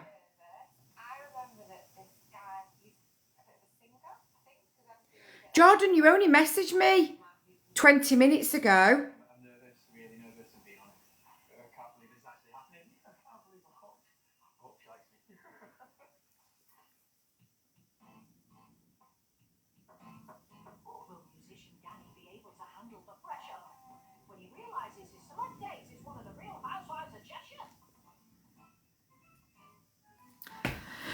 Right. Hi, Vicky. How was your Christmas? It's been lovely, thank you. I drink every night. Do you admit it? Do you hide it? Do you... You know, there's a lot of things that go on with people that drink every night. I used to binge drink when I was younger. I have never touched a drink for 9 years. Whoops. Sorry, babe. Leave it for next. All right, sweetie. All I'm going to say to you, Jordan, is you know what you see, and that is called gaslighting. That is twisting it round to be your fault. I only ever drank to be sociable. It's what a lot of people say. They say you take a drink, then the drink takes you. That's very true. I admit it, yeah. Yep. Do you have anything in Los Angeles? What are you going on about? In Los Angeles? Yeah, I think a lot of people, like I say, are alcohol dependent, but I also think that a lot of people hide it, you know. Once you start admitting it, it's completely different. Jordan, you know what to do. You've told me in there what you need to do. You just need to do it, and it's harder said than done. It's easier said than done. I work with a lot of alcoholics. It's very sad. It is very sad. Yeah, I get that. I've got a right itch in my ear. Yeah, I get that, but you also don't deserve to be treated like that neither, mate. You absolutely don't. You absolutely don't. If you know, you know. I admit it, to be honest, didn't realise it was an issue until now. A few cans a night, I thought. See, Jay, that's what a lot of people do. And that's, again, I mean, people don't understand, right? I cannot tell you how many people reach out to me on a daily basis about alcohol. I cannot tell you how many people do it. It is humongous, the amount of people that reach out to me in a day, in a week, in a month. The amount of people that have got issues with alcohol is bigger than people that don't. Empathy sometimes need to put themselves first. You deserve that respect to yourself. 100% bliss. I'm in rehabilitation now. Are you getting all right, Claire? Are you getting on all right, Claire? Couldn't get my words out then. I can only point you in the direction of what I did, and I'm no expert in it, but I am sober 5 years. Oh, so, Nikita, I'm so sorry to read that, sweetheart. I really am so sorry to read that. What's Claire saying? What did I miss then? I'm in rehabilitation now. Since lockdown, it went on. A lot of people did after lockdown. I am now big thing though. People don't understand. I'm a bit lost here, Claire. Sorry, darling. I'm a bit lost in what you're saying. Alcohol is the devil, and it's so readily available, and so many people get caught up in it. You know, go and have a look on One Year No Beer. Reach out and have a look on AA. Reach out to the Samaritans. There will be some numbers popped into our Discord chat for anybody who needs any help and support after tonight's live. I am no expert. I only talk about life, my own life, you know. I only talk about my own experiences, you know. Korsakoff syndrome through alcoholism becoming a big issue. It's off. I don't know what that is. Sorry. I'm okay now, in the right place. I will be okay. Hit bottle from domestic. Yeah, a lot of people do that. I ruin Christmas because of the ale, feel so guilty. So many people do. We had Turning Point on the Monday and passed away the Thursday before. That's terrible, that. I didn't see your comment, Chantel. Sorry, darling. You have made me realise and chat too. Jane, my DMs are always open, sweetheart. My DMs are always open. I will always speak to anybody. You know, I'm not sat here calling anybody out who drinks. Alcohol is the fucking devil.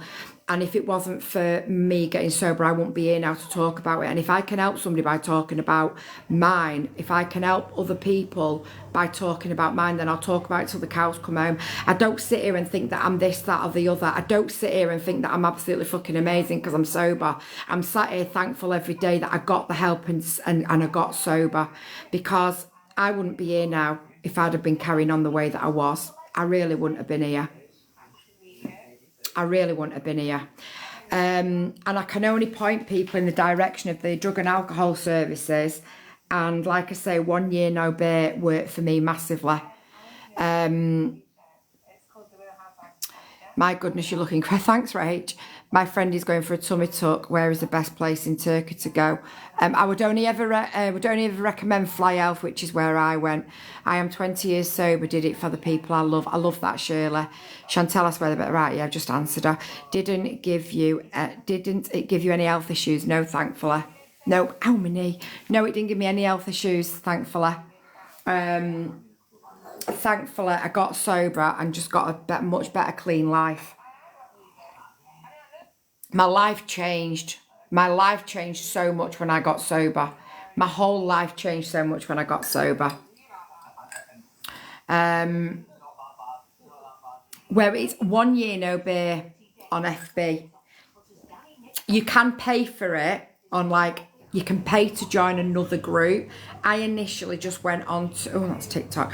I initially just went on to their initial Facebook page and I just read it. It's got 162. Transforming the world's relationship with alcohol. Take the quiz now and discover your best self. Click the link below. And then you can literally go in, and change is scary, but so is staying the same. As the festive season unfolds and we age closer to the new year, we remind that growth often starts with stepping into the unknown. Yes, change can be daunting, especially when it means letting go of habits or routines that feel familiar. But imagine the power in embracing it, especially when it leads to a healthier, happier you. This season, let's celebrate progress over perfection, embracing change one day at a time. Here's to creating lives we truly want in 2025. Change is so scary, but so is staying the same. If I hadn't taken the leap and done what I did, I wouldn't be here now to tell the story. I genuinely wouldn't be here. I wouldn't be here. Never touching it again. Had pneumonia. Oh, bless you. Addiction is horrendous. It is. Though some can call it achieve. Thank you. Yeah, it's a massive problem. It's a massive, massive, massive problem. And I know, because of how open I am about it, I know how many people struggle with it, and it is horrendous. And the biggest, I can give you a couple of tips, okay? So if you're sat there now with a drink in your hand, wondering whether you've got an issue or not, or knowing that you've got an issue but you don't want to admit it, I'm going to give you some pointers. Sit down when you're sober with a pad and piece of paper. Write your whys. Write all the reasons why you don't want to drink. And then on another piece of paper, write all the reasons why you do want to drink.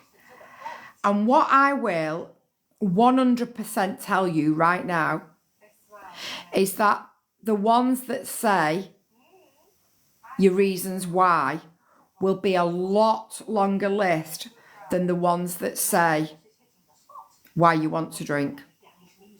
Your whys you don't want to will be bigger than the whys why you do. And that is a great exercise for anybody to do. My whys then went on my fridge. And every time I got the urge, I'd go and read them. And I can't remember them totally, but they read something like, I hate the look of disappointment on my boy's face when they see me with a drink in my hand.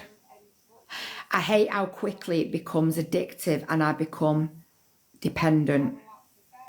I hate having to have a drink in the morning just to make me feel normal. I hate having to lie to the boys about how much I've drank. And it just went on and on and on. And my list was like this big. By the time I'd got down 3 or 4 of my list, I didn't want to drink anymore because it made me realise why I didn't want to drink. So put in a list of your whys you don't want to drink, and having it there when you go to have a drink and reading them is very, very powerful.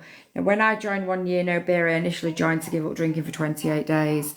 I knew I had to give up forever, but I needed to give up for 28 days. And I just started with day 1.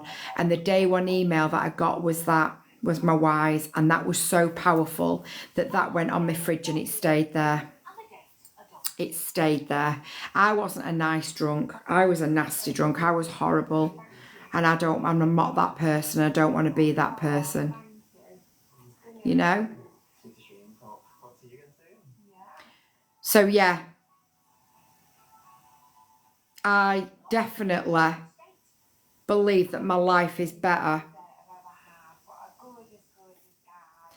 Sorry, I was just trying to watch what that was there. I was wondering what he was doing, what she was doing there. Anyway, change my personality. Drinking changes a lot. People change a lot when they drink, and it's not always them. You know, it's not always you. It's what drink does to you. It's not nice. It's horrible, and it shouldn't be so easily available. If anybody wants any support in our Discord group, you need to download the app and then go up to my bio, copy the link and paste it into your browser and it'll take you straight to it, but you have to download the app first. My sister disowned me because I have bipolar. Mum died 3 years ago and she won't let me have anything. The only thing I can say is there a will, and if there is, then execute it. Yes, that is you. Some people can hack and others can't. I love a drink at the weekend and that's it. Yep, I know, Sandra. It's my licorice tea. It's my licorice tea cup. I've drank this at night since I got sober. All I drink is licorice tea. That's all I drink is licorice tea. I love to travel. Me too, I do. I absolutely love to travel. So guys, I am actually going to wrap the Auntie Vicky's, I can't get that off, Auntie Vicky's dilemmas. I am going to call that a day for now. I do hope that it has helped people. I am going to go and have a chit chat with a few of our lovely people and see how they've got on with how the Christmas has been. Just go and have a chit chat. Queen Bee, is that Bianca? Bianca, girl, Bianca. Bianca, I need you to send me your address so that I can send you your prizes from Christmas Eve. I need your number, your address, sorry. Is Dawn, Kieran and Ivy are the last 3 people that I've got, okay? I missed the live. Oh, Queen Bee, you, what have I just done with you? You won a Galaxy chocolate and some after 8s. So send me a message with your address, darling, and I'll get them sent out to you. I'm going to sit and do it all in the morning. Oh, no, cancel that. I'm going to sit and do it, get it all sent out in the morning. You've enjoyed listening. I just opened out. Hello, my beautiful Vera. Good morning, Vicky. How are you? I'm very good. How are you? I'm making French toast. Oh, very nice. Very nice Getting indeed. ready for lunch. Have you had a nice Christmas? Oh, yes, yes, yes. It was an amazing day. You have It's many getting people round. 28 in my round in here right now. No, for Christmas. Oh, yeah, family. Yes, my kids, So who came, Vera? Tell us who came. my kids came, my grandkids came. My dad is here. So, Oh, yes. wow. Where does I Dad have- live? Huh? Where does your dad live? He lives here. All His right. he's gonna be 76 years old next year. Stop it. So I take care of my dad. Oh, I love that. So for anybody who doesn't know Vera, Vera lives in Alaska, but Vera lives right at the top of Alaska. Vera is a real life Eskimo. Yes, I am. Oh, it's getting bright outside, actually. Is I'm getting it? daylight. Yeah. Are you getting some bring it up. daylight? So this time of year, it very rarely gets daylight at this time of year. This time of year, Vera usually has dark all day. Yes, 24-hour darkness. Yate. Good morning, Yeah. everybody. Oh, I'm This is so happy Vicky. you've had a lovely Christmas. Oh, yes, it was an amazing. I was so glad the kids were happy. Everybody was happy, and I made dinner. Did you have turkey Yes, I made a turkey. with all the trimmings? Yeah, somewhat. I kind of forgot some stuff. For roses, I kind of forgot some sides, but then other than that, it turned out well. Good, good. Do you know what I always say, Vera? It's not what's under the tree. It's not what's missing off your Sunday dinner. It's who's around it that matters. You know, we had my son and his girlfriend here, and it was beautiful. We had Oh, a yes. beautiful day. We did. I really enjoyed my Christmas because I had all my children in one house. Usually, it's really hard to get all my kids under one roof. How many children have you got, Vera? 6, No. but they're all they're all grown. They're over 20. They're all grown up. Do you know you had 6 kids, Vera? Oh, she amazes me, this woman. I think she's amazing. I love Yes, her. I have 6 children, and I have 7 grandkids. Oh my goodness, Vera. Wow. Busy. Busy, busy, busy. I'm not the busiest one. I'd say my children are more busier than me now. Mm. I'm a grandmother, so I get to slack.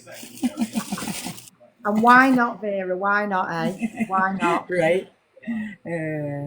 Oh, bless you.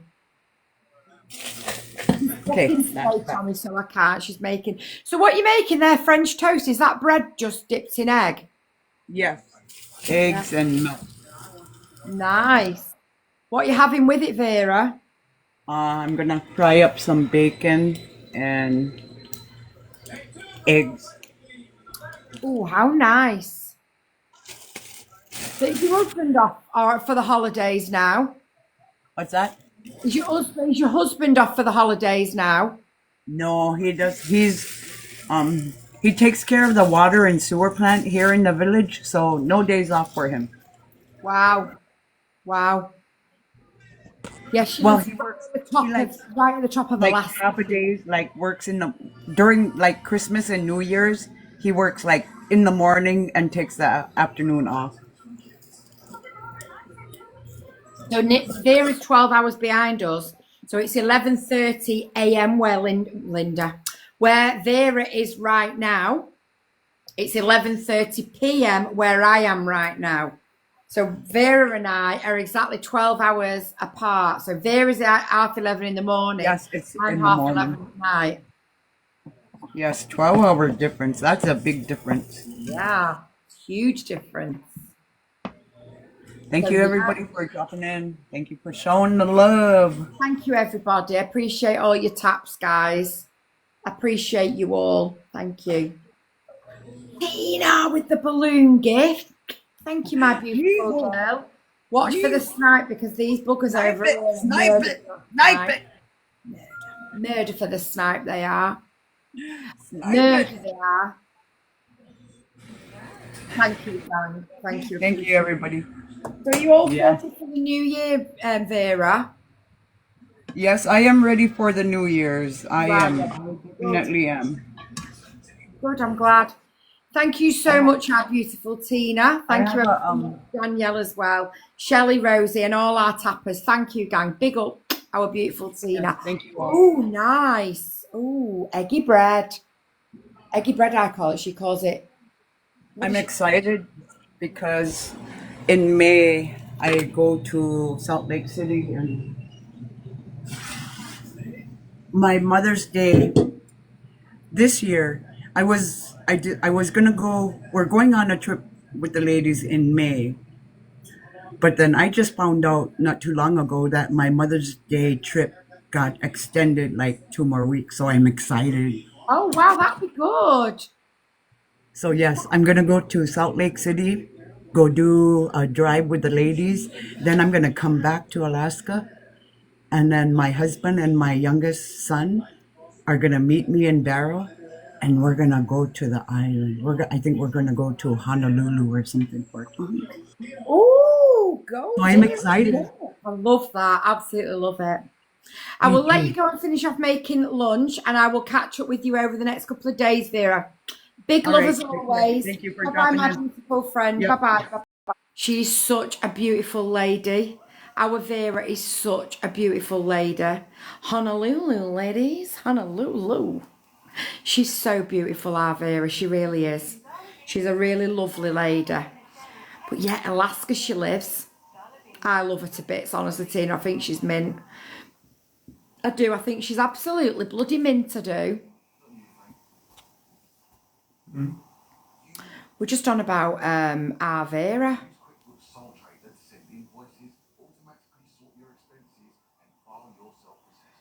Just seeing if there's anybody else on it we can go and have a chat with. Everybody's got their invitations off tonight. Everybody's got their invitations off. Ginger Jamie's got them off. Chris has got them off. Stax has got them off. VG's... Oh, VG. I'll go and see VG in a minute. Miss P. Oh, she's in a match.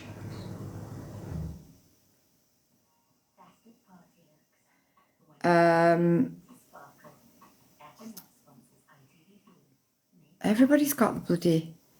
Everybody's got the bloody... Oh, God, I'm dropping phone.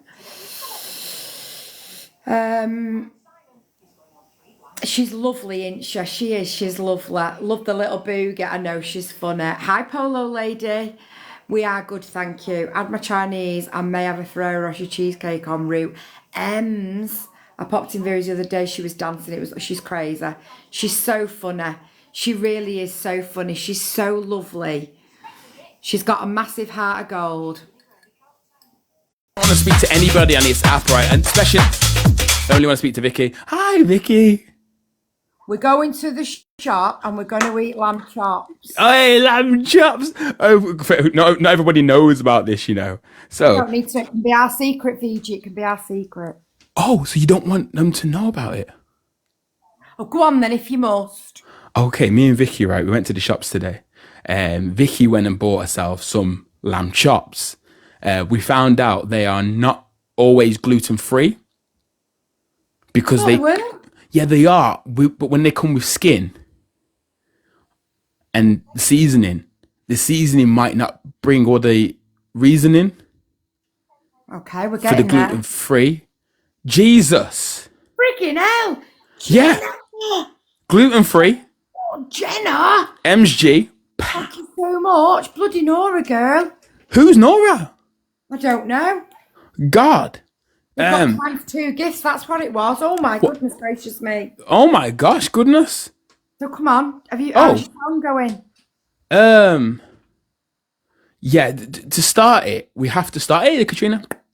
We have to start it. So we haven't started it as of yet. We were just playing with the idea. So basically, we was talking about I thought it was like 10 verses in already. God, you've had all afternoon. I wish I did, right? But there was a nappy on my hand, right, which wasn't mine, right? But basically, right, I've got my own nappies, but they're a different brand. So help Amanda. Yeah, so we did the best. we did the best situation we could with the time that we had. So we are planning to do a I went to the shop song. So basically, people just need to give me items when I'm ready. Right now, we're just testing the waters with a bit of lamb chops, tip tops, all the tip tops. What about that burger? That was a bit weird. Yeah, rustlers. It's not. It's a funny meat that it's got like that thing where it's like 2.3%, and none of that is meat, but it's got something in there. Can it even be classed as meat? I'm not sure. I'll ask Abby now. What? What would I buy from the shop? I'd probably try and bring back Three Cooks, which was a bakery back in Birmingham back in the day. And I would bring back the caramel shortbread cakes that used to get delivered, and they used to break like brittly because the biscuit and the caramel and the chocolate was so thick. The caramel was just so succulent, and the biscuit base was so like moist, damp, tepid. And then when you bite into it, oh god, it was like it used to get caught in my beard that I didn't have. It was like everywhere. But yeah, that's what I'd bring back: caramel shortbread cakes like Amanda. Right, okay. And all the Wave Riders.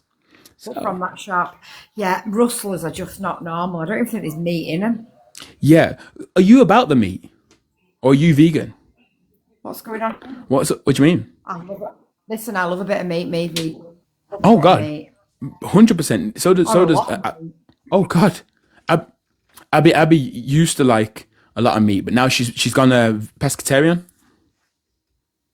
Oh, oh, that's hard work. Yeah, 100%. Because Rage Madrick basically has been telling her about what's in the meat, and she was like, I'm not having none of that. So what happened was, someone says never. I think they mean the film Never Ending Story. I don't know if anyone's seen it. Big up Bex and Kerry. So what's your thoughts on pink lemonade? Pink lemonade? Yeah, it's like pink lemon, but it's the aid bit. You never had it? Now, I don't believe that lemonade could be pink because lemons are yellow. So where does the pink come in? It's the spice that they put in it. Kris Jenner. I love your lives too, Gary. No, Kris Jenner. Jenny Young. You love pink lemonade. Is it actually really pink lemonade? It's like cream soda. Well, I love cream soda. Big up to the cream soda. There's a lot of people in my chat that loves the first bit without the soda. So in relation to... I don't mind a bit of that myself, neither. I've got no food to drink. You see, like cream swallowing my spit on top of my coffee. It's just like the creme de la creme. Cream. 100%. With a pie at the end. Where's the pie got coming to this? Because someone said something about pie. So, can I ask, how was your Christmas? Bloody lovely. Amazing. How was yours? It was crackers. Because we opened a couple of Christmas crackers, and then we said Christmas was a freaking festive time of the year, and we basically said. So basically, we said, right, at Christmas, we are all about the Merry Christmas.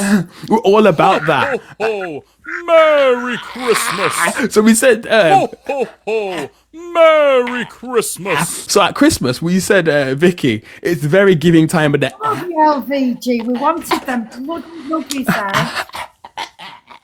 Is that I took 19 off somebody tonight. I wanted your 9 as well. Well, I didn't even know I had 9. But you know who did know I had 9? Do you know who did know? So I love Amanda. Guys, if you're not following a remote Alaska life, then you need to be because you're missing out on life. Thank you, Jenny, your little legend as well. Tina and Leah and Alfred. All them people. And if you're not following Amanda, then I don't know why. And and also, you know, Custom Queen. If you're not following those people, right, Abby or Rage Madrick, who's really good friends with Graham, bought into Katrina's house the other week, got her a new rocking chair. Dottie turned around with the dogs and said, oh my God, dogs, get off that. MG turned up with the heartbeat, went pow, and Bossman says, I want to get the keys, but I can't because somebody else already bought it. Skiddy pop pop through the Christmas front door. All right, okay. Did your little one enjoy Christmas? He did. It didn't actually finish for him until kind of like today, because we didn't get to open all the presents as of yet. I was going to say, did he sleep, eat, and shit through Christmas Day? Because that's what they normally do around that age. Well, to be honest with you, we ran about that much. I don't remember seeing the house until we actually opened the first couple of presents. Decided to have a bit of a meltdown because some of the toys were a bit scary for him at first. Then he got okay. Then we had to get him dressed. Then we had to get him rechanged again because he did a poop on top of his new outfit. So we had to get another outfit. Then got him really cute. Out the front door, straight to the first house, second house, third house, fourth house. And then find our way back. Tried to put him down, went to bed, woke back up again, tried to do the present situation, and we had to go out again and do the same thing that we did the day before. Because basically, we're like the giving people behind closed doors. We're like, we run to everybody else, but then no one else remembers us until like this PO box fit situation's happened. Yeah, it sounds like it. We're a giver. I mean, I'm a giver. Well, yes, So you're a giver. 100%. Yeah, no. Oh my God. You see, That's why we get on. But I'm happy to receive consensually.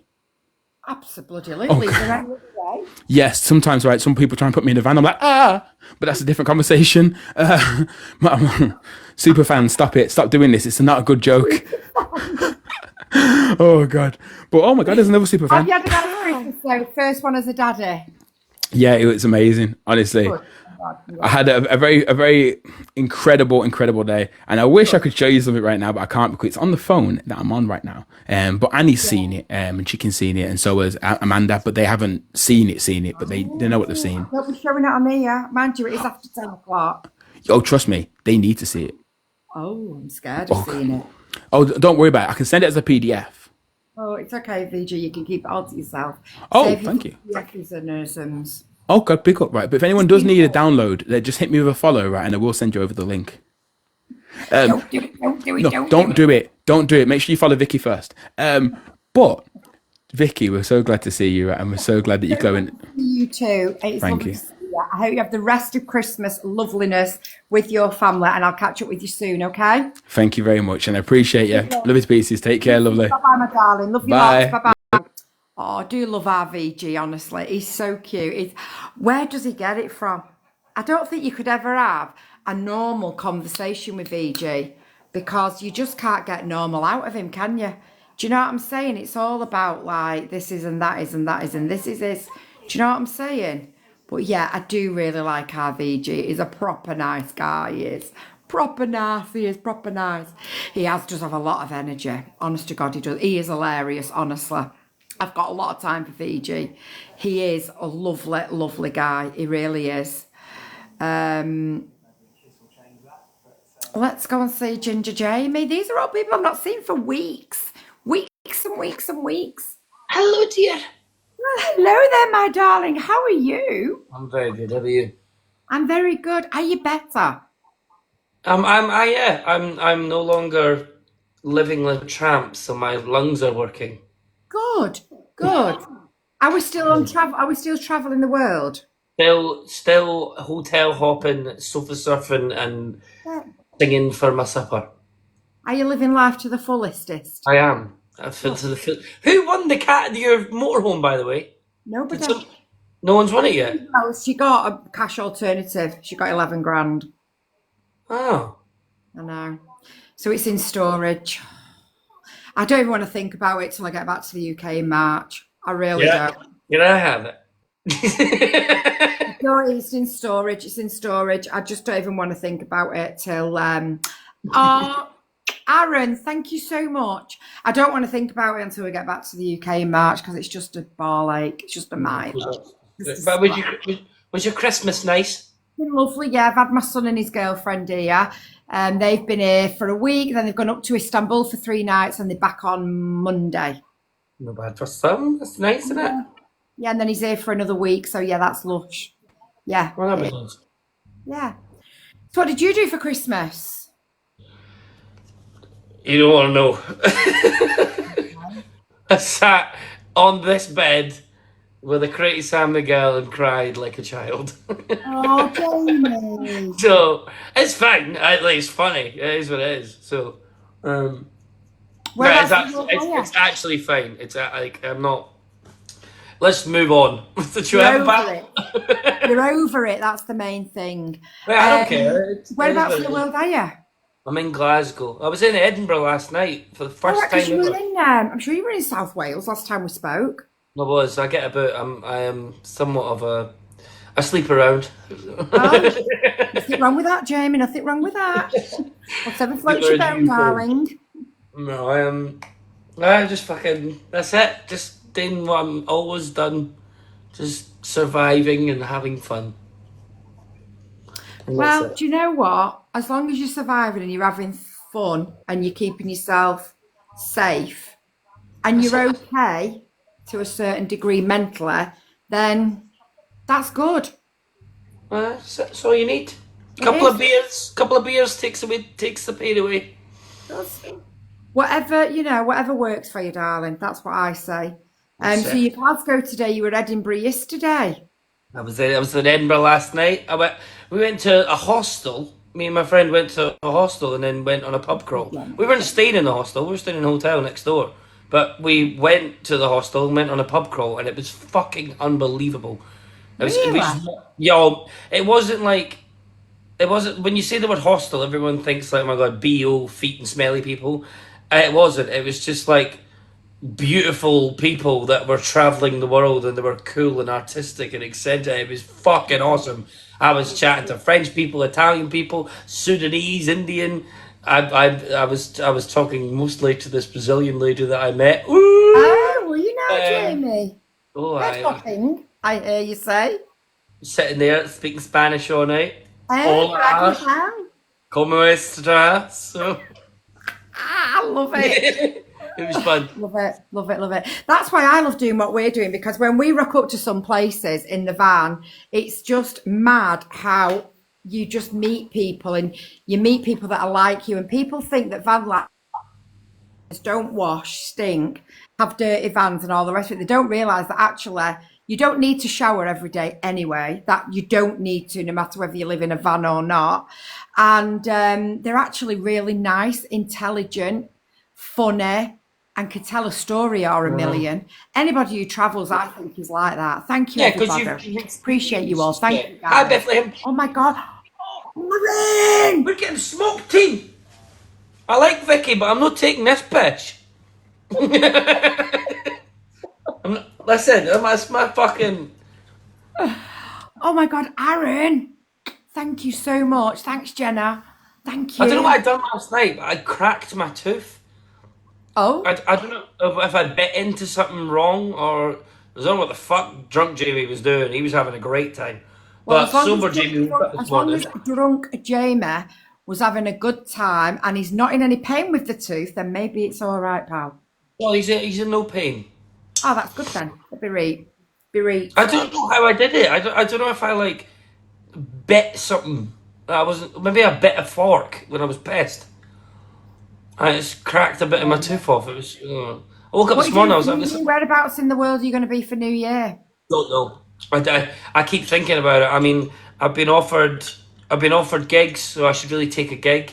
All my friends are gigging, so like they're not free to come on the piss and enjoy, you know what I mean, celebrate. So it's going to be a night of work.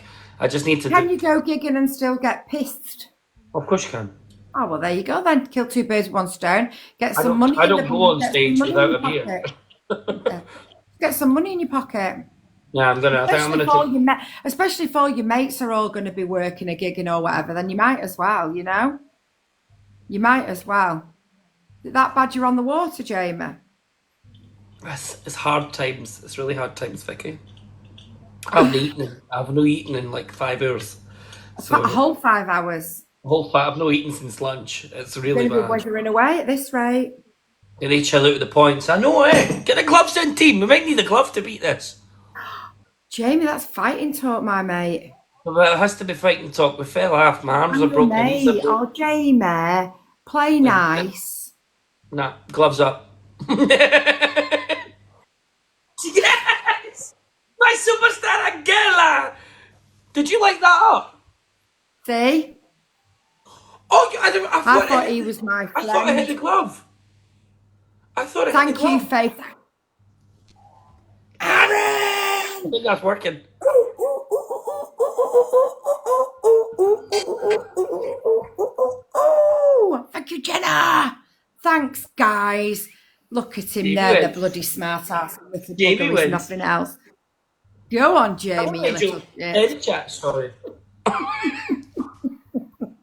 Listen, MC to the superstar. PPP, our wonderful Arony. Guys, Remote Alaska Life, you need to be watching and sharing and going and following him because his content is unreal and he does go live with us sometimes. Thank you so much, Aaron. Thank you, Jenna and Slink as well.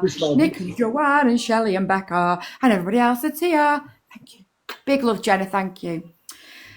Well, Yeah. Jamie, wherever you lay your hat over the next few days, have a wonderful time. Keep safe, and I will catch up with you very soon. It's always a pleasure talking to you, Vicky. Big love, my beautiful friend. Take it easy. It's a kiss. Bye, darling. Bye. Oh, bless him. It's nice to see him. Last time I spoke to him, he was really down, but he wasn't well. I don't know if you remember the last time we spoke to him was quite a few weeks ago, and he was down in southern Wales, and I think his mental health wasn't the best, and he was ill. He was so ill, And I think he'd been ill for like weeks as well. God bless him. Bless him, I say, bless him. I'm glad he's feeling better now. He definitely looks better, doesn't he? He does. Yeah, do you remember? He wasn't well at all, was he? I've not seen him. I've not seen him on for weeks. Weeks and weeks and weeks I've not seen him on for. So, yeah, he wasn't very well at all last time I saw him. He really wasn't. Aaron, what have you been up to? Have you just been working? Did you say you worked 2 weeks on and 2 weeks off? I don't even know if he's still here, actually. Did you say you do 2 weeks on and 2 weeks off?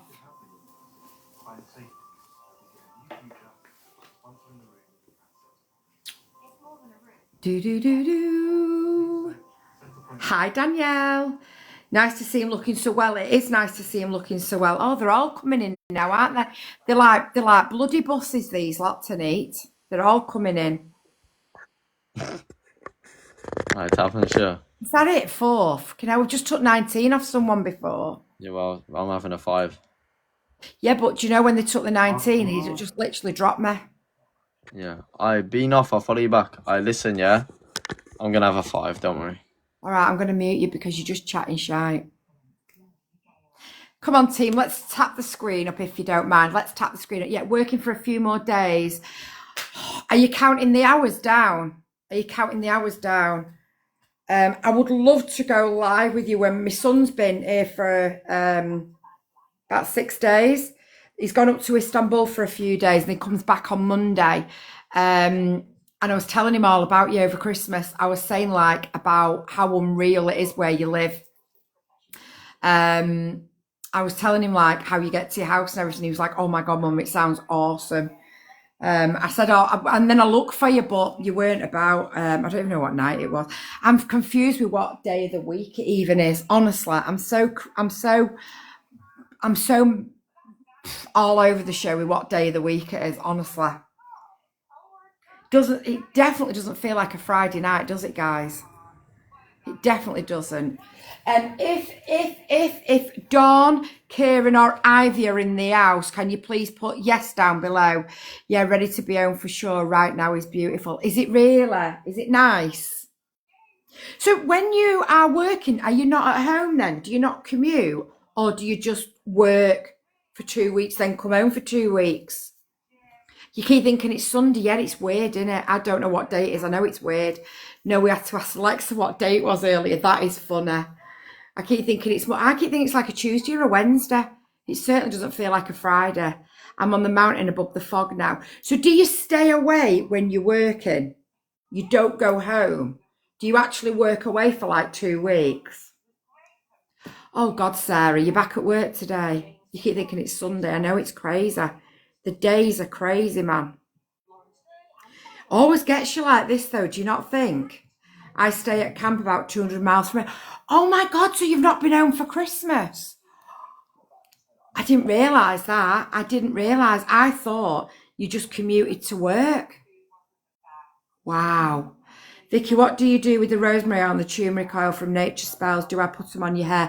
I use the rosemary oil on my hair. I've got it on tonight. I've got rosemary oil on my hair tonight. I'll wash it off tomorrow. I don't know what you do with turmeric oil, though. I've never used it. Yet work for the NHS, so no rest. Yeah, of course. It's a weird time. It always has been a weird time between Christmas and New Year, isn't it, Mads? It's always been the same. It's such a weird... It's just such a weird time of the year. Thank you, sexy girl. Thank you, Sarah. I don't know what you do with turmeric oil. I ain't got a clue. I'd be worried that you put it on your hair because turmeric stains. So I don't actually know what you do with it.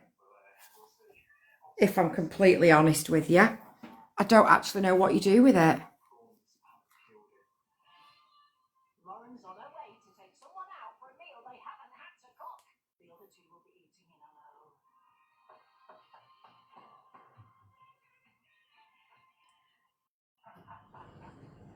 I'm actually just looking now because I don't even know what to do with it. Oh, it's for your skin and your hair, it says. It says for your skin and your hair.